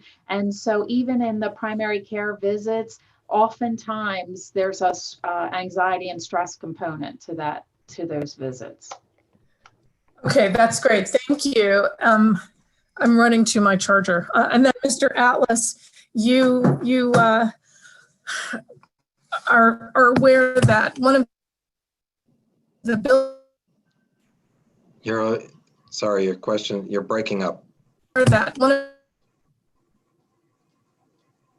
Delegate Lewis, we'll come back. The bills that we passed this session was a bill to expand access to finance. Sorry, you're breaking up a bit. Could you repeat? She's muted. I don't know if she's muted or if her computer's having a problem. She fell off. She's just going to type in her question. So That's fine. I'll move on right now to Delegate Young's question, which she typed. It has been predicted that the COVID pandemic could lead to 75,000 additional deaths nationally from alcohol and drug misuse and suicide. How can hospitals remain nimble and ensure that anyone suffering from mental illness and substance use has support? Well, Leslie, do you want to take this one? Sure. I do think that we are taking a critical look at all the programs that we offer right now and seeing how we can expand them, because as I mentioned just a moment ago, we are seeing a lot more stress and anxiety. It's constant messaging around COVID in the news. Doctors' offices are reporting, they're saying, just stop watching the news a bit, just really working with patients on coping mechanisms. And we are worried about the impact on our general community, on our healthcare community. And so throughout this event, we have implemented many more programs for mental health of our employees. and to, just to try to connect and say, we see you in a different way than perhaps we have in the past. And now the challenge for us is to continue to do that with the community as well. We recently just had our opioid task force, our Carroll County-wide opioid task force meeting again. And, prior to COVID, we were all about that, right? And so COVID sort of altered our focus, understandably so. Now it's really important to get back there and understand how that could have been complicated further because of COVID and look at creative ways to respond. Delegate Morgan is next. Thank you, Madam Chair. Mr. Atlas or Mrs. Simmons. Either one. In the slideshow, it had you had written out 4,577 additional medical beds were dedicated for COVID. But then you alluded to you're still possibly expanding. Are we still adding more capacity? So, the expansion has largely stopped. When I said that there was more that they were planned, but we've discovered that we didn't need as many beds as we anticipated, which is fine because we didn't know at the time. We were guessing. Everybody was guessing on how much capacity was needed, and you want to over prepare, not hope for the best and discover you're going to get overwhelmed. So that capacity was grown, and it's largely still there, at least physically. Hospitals don't staff all those physical beds 100% of the time. They flex the staff so that they maintain about 20% available capacity, regardless of the patient load. And we're watching a dashboard. We're participating in feeding this dashboard that CRISP put together. A really nice piece of work, by the way, that CRISP did on putting together this dashboard. And it shows COVID occupancy, non-COVID occupancy, available empty beds, and so forth. And so we monitor this statewide, constantly, regionally, and the individual facilities monitor what they've got going as well. So how many beds do we have available? Do we have available now? Well, we're looking right now, I would say physical beds, staffed beds is probably about 1,500 available. And then there's probably almost another 2,000 physical beds that are not currently staffed this is based on the growth for the surge. That's well above the normal capacity that hospitals carry. I'm thinking closer to, I guess, total beds. I mean, it was reported, I believe, in the Baltimore Sun. I thought we had capacity almost of like 9,400. Does that sound about right for total beds? 9,400 is a number. The best I can say is that's the number of licensed beds in normal times in the state. And the licensed beds is not an actual bed number. It's just the number. It's the authorities that hospitals collectively have to operate. The Office of Healthcare Quality regulates that, and basically what they do is they look at each hospital and they say they look at their prior year's average census, and then they license the hospital to have 140% of that number going forward. But that's not operating beds. Before the pandemic, we had about 7,500 operational beds, and now and we grew it to over 11,000 ultimately. We don't fully staff all those beds. Some of those beds, for instance, I know LifeBridge, for example, put some beds into gyms and conference rooms and other places like that. Needless to say, those are not used except when there's a true overflow situation.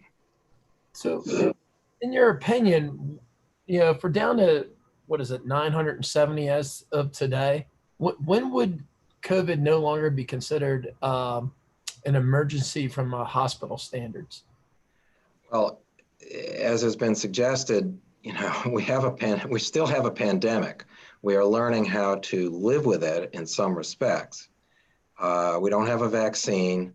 We don't have a true treatment. And so we need to continue to maintain real preparedness and readiness for a great deal of bad stuff, to put it in technical terms. What's going on now is, hospitals know how to manage the patients when they enter the hospital. People are living their lives largely social distancing. You may notice I'm actually in my office. I'm the only one here today. We shut down our office and we've been doing telework since March 13th. But I came here to make sure I had a good internet connection.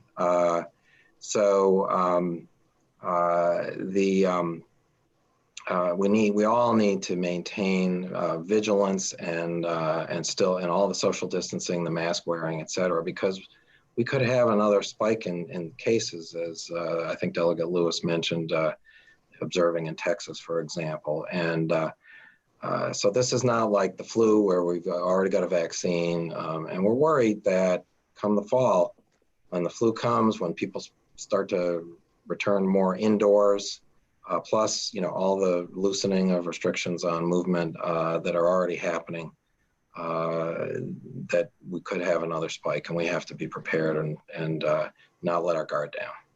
Well, thank you, Madam Chair. Appreciate the questions. Sure. I think I will add my 2 cents at this moment, because I think that the public deserves this. A lot of credit goes to a lot of people in this state who are social distancing, who are wearing masks, who are taking this all very seriously. I think that the fact that we saw numbers go up, and they still go up, the numbers are not going down at this point, is my memory.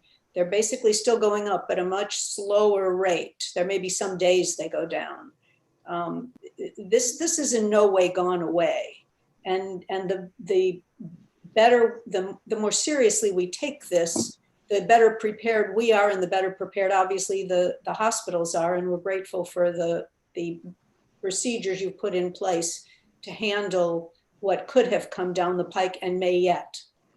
With that, we're going to go to Delegate Cullison and then Delegate Hill. Thank you, Madam Chair. You led into my question beautifully.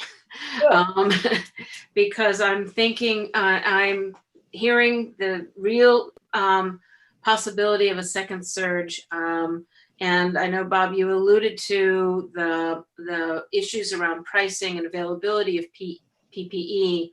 I'm wondering what hospitals are doing strategically now to prepare to be ready for that second surge, and also to have a strategic plan in place using whatever we've learned from this experience now with COVID, knowing that it could happen again and that we can be better prepared for it in the future. So Leslie, I think you could take that one. Yeah, happy to do that. So, we have been continuing to source PPE now that it's become a bit more available, even though it's pricey. We're not letting that stand in the way. So in fact, we are stockpiling large amounts of PPE so that we will be more prepared moving forward if there is another surge. I can say that we produced a tremendous amount of gowns, over 100,000 face masks. We have face shields to last a year. And we still are fine-tuning any appropriate conservation methods so we don't burn through PPE at an unreasonable rate. I also think that we have worked really hard to understand alternatives and educate ourselves on other devices we can be using, such as the N100 facial respirators that we could assign to an individual person instead of the N95 mask. So we are learning so much more each and every day as we go through the process. Right now, LifeBridge Hospitals, as I'm sure all the hospitals across the state, are going through an assessment of our overall emergency operations procedures, our command centers, as we call them, to understand what are our lessons learned and what are the things that we did really great and what things can we improve upon as we move forward with this pandemic and prepare for surge and be able to respond better. I would also say that when we're making decisions, we're making them based on others' experience from those that went before us to try to learn from what they're trying to have available for us to make decisions. So it is an ongoing learning process. And I will tell you, I think we are so much more prepared now for a potential surge than we were initially for what we were dealing with. Thank you. Thanks for the work. Delegate Hill. Thank you, Madam Chair, and thank you both for your presentation and all the work you're doing. With respect, Ms. Simmons, to what you're talking about the PPE, as we're doing more reopening, there's more competition for the PPE. So especially the masks and the gloves. And so you guys are out, or you have your own sources. What I'm concerned about, or I really like a more specific answer to, when you talk about other PPE resources with respect to gowns, are you all seeing much change in moving from disposable gowns to the laundered type? Because I guess on the good side, that's a business opportunity for some of the folks who've been out of business to do more laundry. So I'm just curious if we're seeing a big move to doing more of that. Yes, indeed. Along with those 70 cell machines, we also purchased some more washers and dryers, and we were able to source a large amount of cloth gowns. And so we have converted 3 of the 5 of our hospitals to all reuse. So cloth reuse. Yep, absolutely. Delegate Krebs. Thank you, Leslie. How are you? I had a question about nursing homes and senior living and assisted livings. Explain how the Hospital Association and individual hospitals are working with the nursing homes and the health department, and then how do you get reimbursed for that?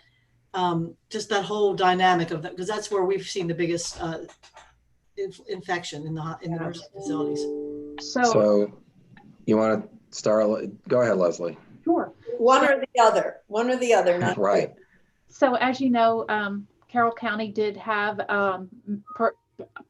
perhaps the first outbreak in the state in a nursing home, and it was a phenomenal response. That nursing home worked so hard to do a great job, and we were able to, the hospital was able to partner with our local health department and go in and offer some PPE assistance and help them with managing the patient population and learning to cohort them and get some testing done and help them get back on their feet. And I really do think that that minimized some major issues there. And we learned from that, and we're able to do that throughout many of the LifeBridge affiliated nursing homes and just the nursing homes that we had no affiliation with, but relationships with. And so we were able to go in and do assessments at their request and offer just a fresh set of eyes for insight into what they could do differently. And in many respects, we generally found that they were doing lots of the right things. And so it was just a matter of doing some testing and then cohorting patients based on the results to minimize spread, and just doing some practicing on donning and doffing PPE and helping them with supply. And again, our health department partners have been amazingly helpful in that. So it was actually great work to be able to take some of the hospital people to work outpatient, if you will, in the facilities with the health department to offer some assistance. And because that's been a big issue with staffing for these folks, because many of them are, some of their people are getting sick, and like the strike teams I know went out, but they don't stay out. But are you able to get reimbursed for that so you can help the nursing facilities? At this point, the reimbursement is a question mark to us. When we have helped a couple of facilities that I'm aware of, the facility themselves paid nurses that we were able to send in. And then the health department has been talking about some opportunity to reimburse the quote strike teams or the assessment teams. So we're still working through that part of the process. Thank you. Because in our county, 92% of our deaths have been in nursing facilities, and it's been a challenge. I thank you. I just didn't know how it all worked out, but thank you for that very much. You're welcome. Madam Chair, may I add a small factoid to that? Go ahead. So the state saw this problem. You're referring to the strike teams, which became known as medical assist teams to give them a less militaristic sound. But also were created what were called bridge teams, and these were teams of able to be to fill in for staff on an ongoing basis. The medical assist teams really were only in a nursing facility for a half a day or a day.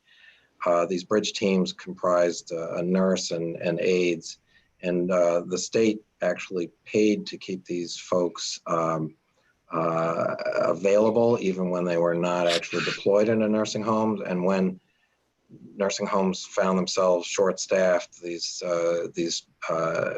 bridge teams were deployed. And we in the Hospital Association have a staffing agency that helped create these bridge teams and make them available. So that was something that was done to make sure that nursing homes did not lose the staffing. Thank you. Okay, thank you to both of you for bringing us up to speed today. We really do appreciate that, and for all of your efforts and all of your employees' efforts trying to help all of the citizens of the state who need help right now. Thank you. Thank you. It's our privilege. Thank you. With that, we will turn to the HSCRC. We'll start with Adam and then Katie and Tequila. Thank you. Can you hear me? Yep. Great. Thank you, Madam Chair, members of the committee. My name is Adam Kane, and I have the privilege of serving as chairman of the HSCRC, which is also known as the Hospital Rate Setting Commission. We have 7 very committed members and a very committed staff, and have been working pretty much daily on this problem and throughout the winter. And we are responsible for setting hospital rates, governing the contract with CMS that Delegate Pena-Melnick referenced that targets total cost of care. As Bob and the other presenters discussed, this winter we were facing really an unprecedented situation. Hospitals' volume was declining very significantly, causing a lot of financial issues at hospitals. And as Bob talked about, the non-hospital components of the healthcare provider community were also declining. So on the hospital side as well as the non-hospital side. At the same point, the provider community was preparing for COVID, building out the capacity, the training, and the staffing. I do want to thank Bob, the hospital industry, the department, physician community. CRISP also did a great job, and I know CRISP has been working very closely with you. And I also want to thank the nursing home industry that was particularly hard hit by this pandemic. While Katie's going to go through some slides explaining the situation, we're also focused on what does the future hold, and we're in discussions now about how do we get a system post-COVID or co-managing with COVID where we're bringing in regular hospital-based volume and have the right hospital system to serve the community. With that, I would ask Katie and Tequila to do the presentation. Great. Thank you very much, Madam Chair and members of the committee. My name is Katie Wunderlich, Executive Director of the Health Services Cost Review Commission. A pleasure to be with you today remotely. I know these can be technologically challenging times, but hopefully we can get through these slides with little to no problems. My colleague Tequila Terry is a Deputy Director at the Health Services Cost Review Commission. She's also on the line to answer questions, but I will go through our slides. And Dylan, thank you in advance for helping me advance these. So we can actually go to slide 3. The next one, thank you. So just a brief reminder, when we refer to the Maryland model, it refers to the contractual agreement that we have with CMS that drives improved quality, better health, and lower costs across both hospital and non-hospital settings. Of course, as you know, we were under the all-payer model until 2018 and started the total cost of care model in 2019. You're familiar with our approach and some of the benefits, but what I'd like to highlight is the stability and predictability that this system provides for hospitals. Next slide, please, Dylan, shows some of the key advantages to Maryland hospitals. As the Chairman Kane mentioned earlier, beginning in early March, the HSCRC mobilized to act quickly to take steps to support the state and Maryland hospitals. We knew that there would be turbulent times ahead, preparing for the pandemic, and then making sure there were enough resources to treat COVID patients. And fortunately, there are a number of advantages in Maryland that do not exist elsewhere in other hospitals that operate under a fee-for-service basis. The first is that global budget revenue is a system that's based on population rather than volume. And it provides hospitals additional financial stability, especially during these times of unprecedented volume volatility, but it also provides financial stability other times to make sure that hospitals have the resources that they need to care for the population that they serve in their patient service area. The second key advantage to our model is that we were able to take steps proactively. We did not have to wait for Congress to act. We were very grateful that Congress did act to provide some of those CARES funding. But we were able to take some steps independently to help hospitals to remove regulatory barriers, to provide additional revenue so that during the volume trough that Mr. Kane mentioned earlier, that hospitals still had resources and revenues coming in so that they could prepare for the coming COVID-19 patients, to be able to operate their hospitals, continue with their staff, et cetera. Within that, the state did grant additional limited corridor capacity to address those volume troughs.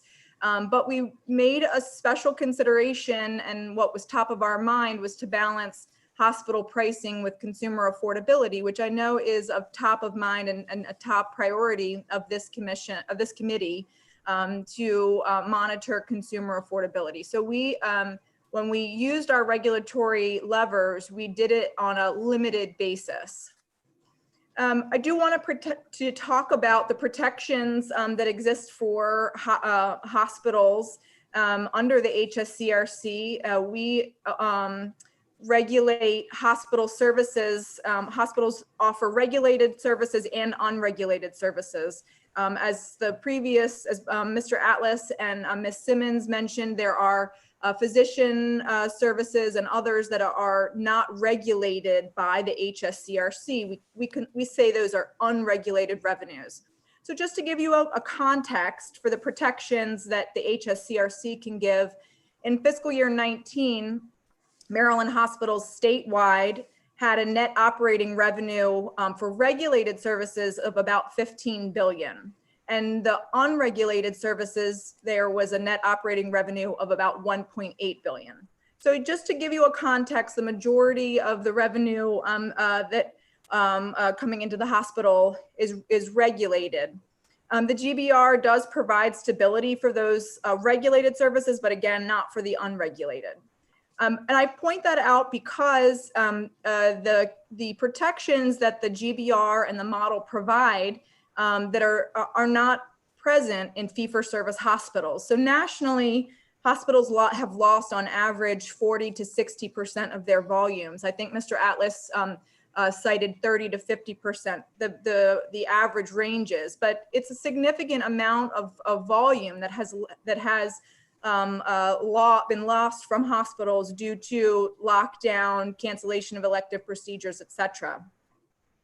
Outside of Maryland, those fee-for-service hospitals lose that revenue, are not able to charge for that revenue. In Maryland, however, we do have regulatory protections that allow hospitals under that GBR to recoup the majority of that regulated revenue through flexible charging corridors and rolling over the undercharge which was not charged in the current period to the next period.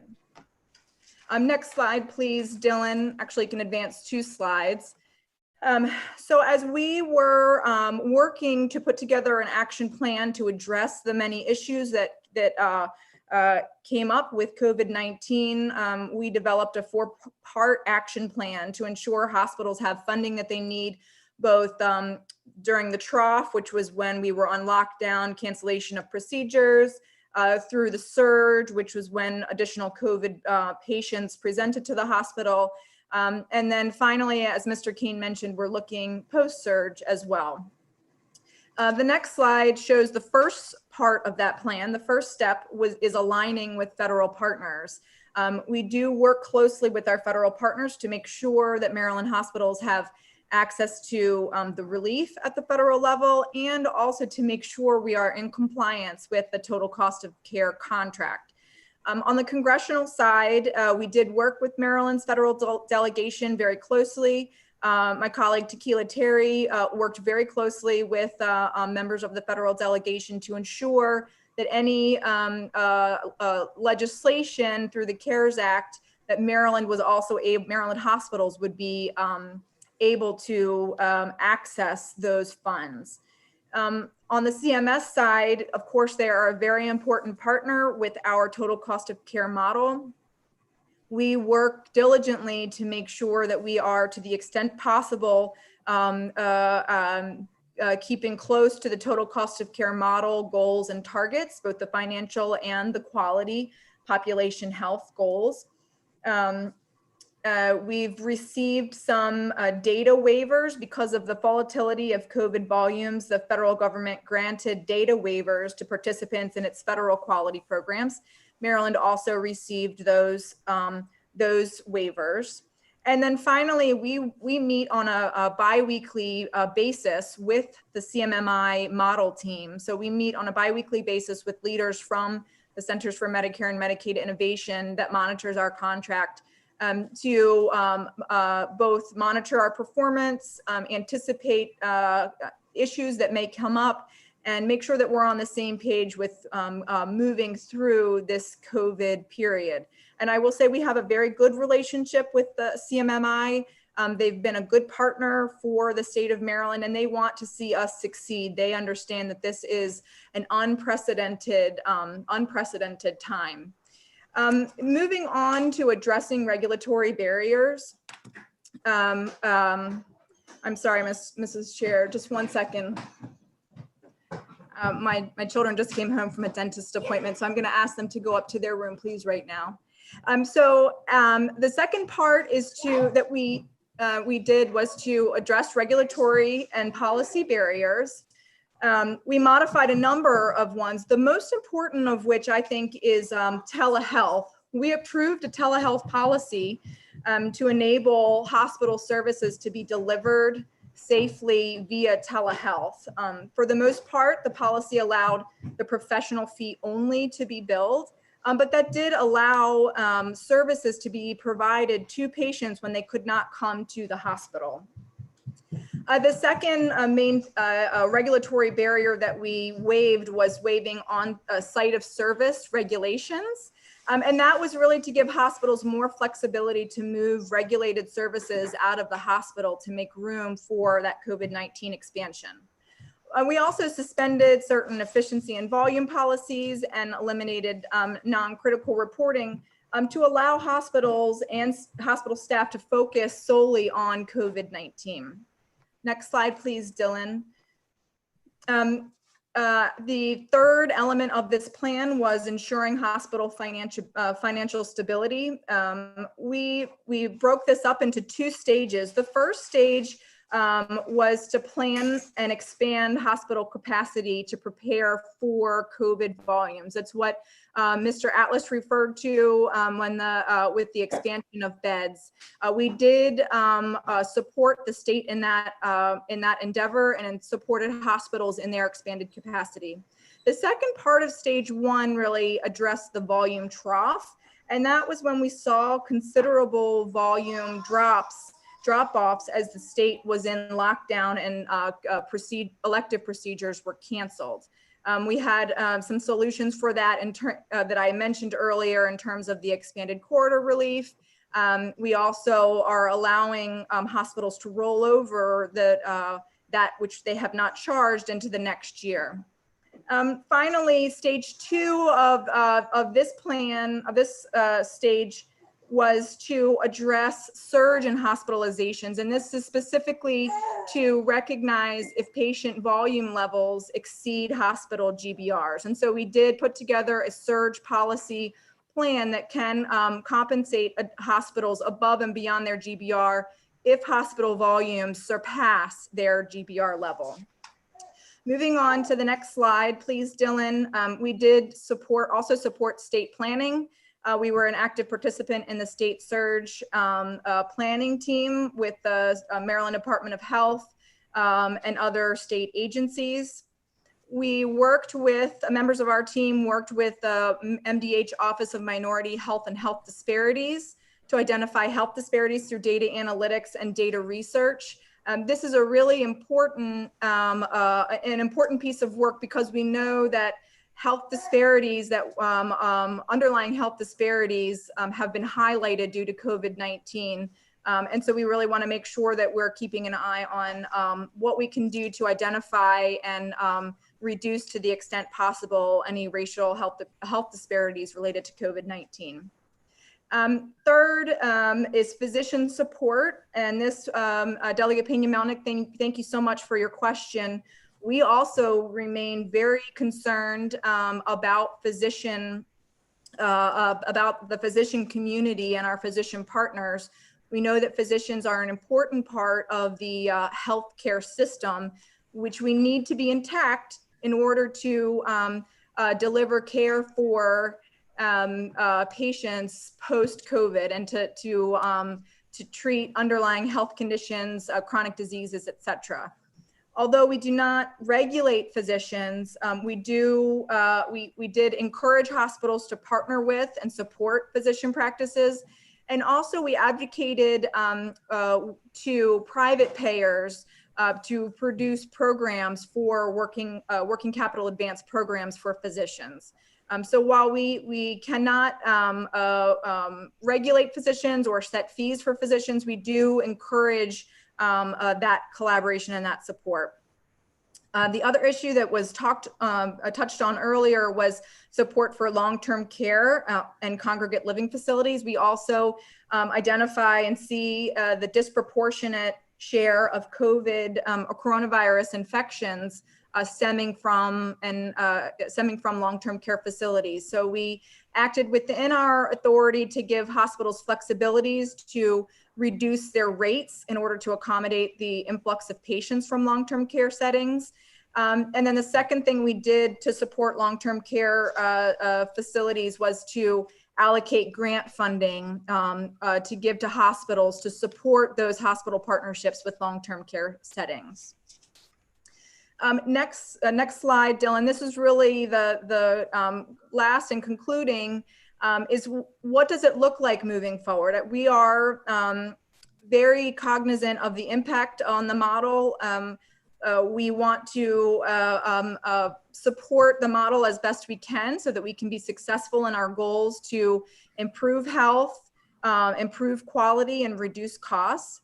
The first thing that we always look at is we monitor our contract performance. And our contract with CMMI is on a calendar year basis. And calendar year 19, which we have data for, will be finalized by CMS shortly. But we do have preliminary data, and our performance was favorable. We have a goal of an annual savings of $300 million on total cost of care. And by the end of calendar year 19, we had exceeded that target. We are very proud of that. However, the volatility and the extreme circumstances that COVID-19 present could negate those favorable performance by negating the annual savings achieved to date and more importantly, creating a lasting negative impact on population health and chronic disease management. I think aside from the financial impacts of COVID-19, we do remain concerned about patients that have deferred care, that have underlying health conditions that may have worsened over time. And so we do want to make sure that we're keeping a close eye on that. Some other additional considerations for the impact on the model and the goals that we have, some additional considerations that are still yet to be seen exactly, how much federal funding will be available to hospitals. That will be critical for us to make sure that there's enough resources for hospitals. What will happen with the volume? Will patients return for that deferred care, or will volume continue to trend downward? If volumes continue to trend downward, that may spell worse health outcomes for patients that may not get their care, and it also may deteriorate hospital finances. Can we identify excess capacity, and can that be used for future surge capacity? I think Mr. Atlas mentioned the way that some hospitals are keeping some surge capacity available. That's going to be increasingly important in the future if we think about a second wave of COVID and or some other public health crisis down the road. And then finally, how do we maintain successes? I think telehealth is one of the biggest successes that we've seen thus far. The implementation and uptick of telehealth, we'd like to continue to support that so that it can move forward. And then finally, Madam Chair, just for future planning, we know that we need to do a systematic evaluation on how to best utilize hospital capacity. We need to make sure that we have not just the physical space, but clinical personnel, the ICU nurses and others that could be needed to treat any future outbreak.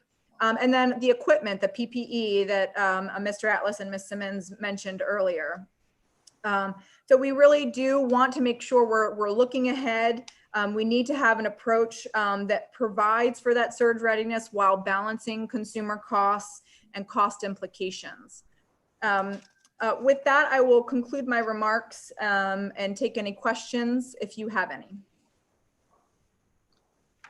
We will start with Delegate Pena-Melnick.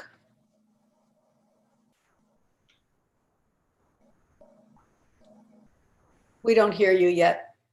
Hang on a minute. Can you hear me now? Yep.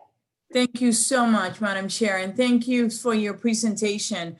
We really appreciate it. So I'm glad to hear about the performance, but if the performance is poor with the goals, do you anticipate getting an amendment on the contract with CMMI?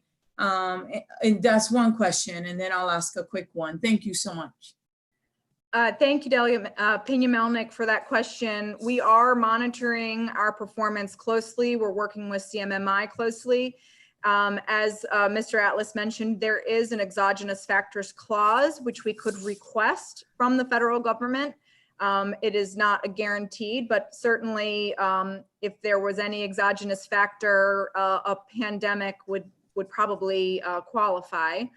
With that being said, we are monitoring. We have data through March only. So we only have data through before the pandemic. So we will continue to monitor. I think there's a great amount of uncertainty. Our performance could be okay compared to the nation. If you think about how when we shut down as a state as compared to other states that continue to operate. So I think there are still some factors to be considered, as well as we don't have enough data, but certainly we work closely with CMMI, and we will explore that option if the need arises.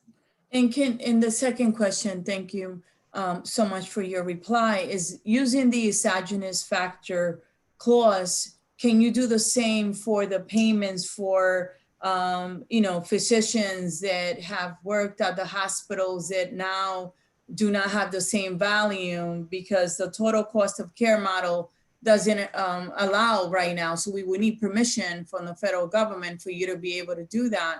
Have you considered doing that?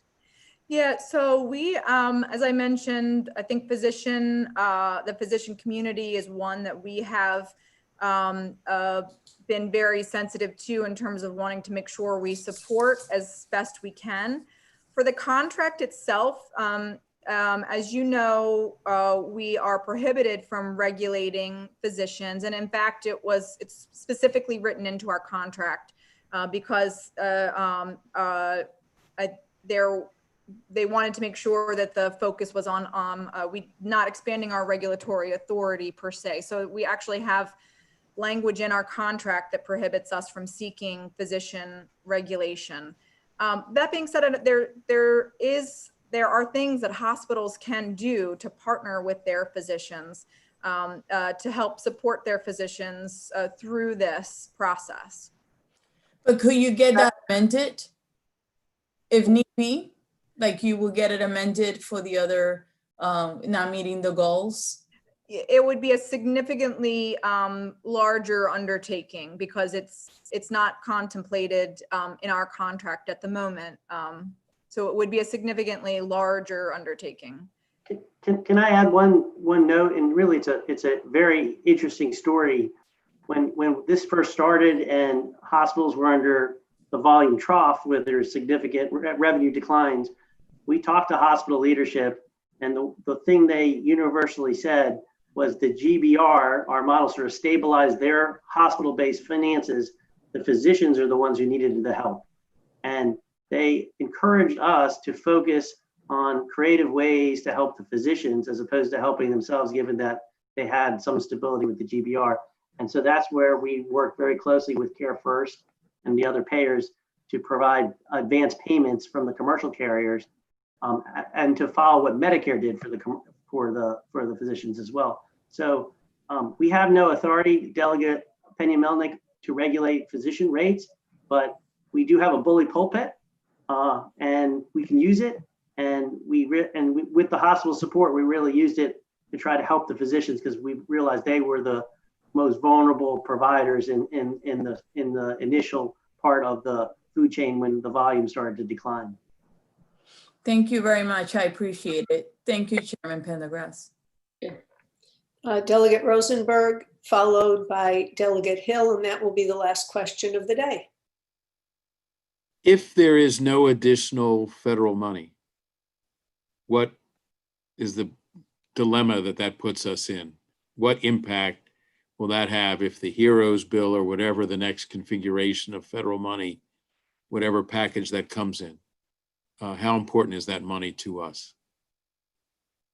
And if you can, what's the nature of the conversation on the Hill about it?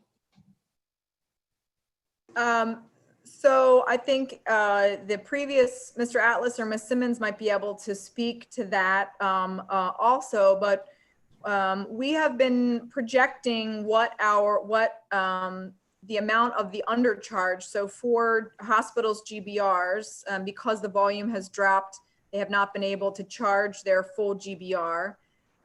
We're looking at how we can allow hospitals to roll over that undercharge into the next year. Certainly additional federal funds help, and it helps provide resources and revenue now to hospitals as opposed to waiting until a month or two for volumes to come in and that revenue to come in.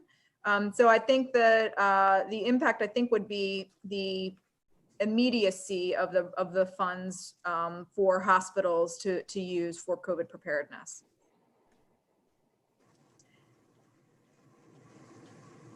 And Tequila, I don't know if you have any insight as to talks on the Hill about the next legislation. So nothing official as of yet. Maryland has been fortunate in that we have received a great deal of support from the federal relief packages. The HSCRC has surveyed hospitals, and we're collecting information about how much that is. So one of the things we want to do is to continue to work with our federal partners to ensure that we understand any additional opportunities that exist, to make sure that as legislators in the federal space are crafting relief packages, that they're keeping in mind the unique nature of the Maryland model. To the extent they add funding to traditional systems like the Medicare, OPPS, IPPS systems, that has implications in Maryland. And so we work very closely to make sure they understand where they need to craft changes to ensure that we are in fact eligible in the state for funding. So there's not been anything specific we've heard about in terms of next iterations of funding, but again, working closely with the partners to make sure that they understand the intricacies of our models so that that can be considered when those conversations arise. Okay, thank you. Delegate Hill. Thank you, Madam Chair, and thank you all for the presentation and for the work you've been doing. Are you all, as you're adjusting and showing this great sort of flexibility as this pandemic has rolled out, are you now looking at how our model and our healthcare, particularly in the hospitals, may be affected as we're seeing late effects from the COVID infection and we're seeing chronic disease, we're seeing renal failure developing, cardiomyopathy, clotting disorders, and things that may not end up costing the hospitals for acute care, but may actually roll into long-term chronic overall cost. And I'm just wondering if you're keeping an eye on that or how you're tracking and modeling on that. Absolutely, Delegate Hill. That's a great question, and it's an issue that is concerning to us. We can track financial performance, but equally as important is how well we're doing on our goals to improve health of our population of hospitals service area. And so it is concerning what those untreated underlying health conditions over time can become much worse. And cost, so because we have a total cost of care model that looks at both Part A and Part B costs, those costs come into the calculation just because they're not acute care services. To the extent that there are additional chronic disease and severity of chronic diseases, that is absolutely one of the priorities that we have under the total cost of care model, is to improve population health. On behalf of the whole committee, I want to thank you for doing such a good job. Everybody who has tested or who has presented today, it's really been helpful. We appreciate it. I was remiss at not giving Adam Kane the big welcome because I'm used to working with you, but I'm happy to see you in your new position, and congratulations and condolences on that. and we're really happy that you're there, and I'm sure that it's going to be a productive future with you at the helm. With that, thanks to everyone for being here. My members, you are super, and I'm so grateful to have all your questions to help us understand what's going on. And we'll be back in touch when we firm up the details of whatever briefings we'll be having going forward. With that, try to have some fun and stay healthy and wear your masks. Thank you. You too. Take care. Bye, everybody. Bye.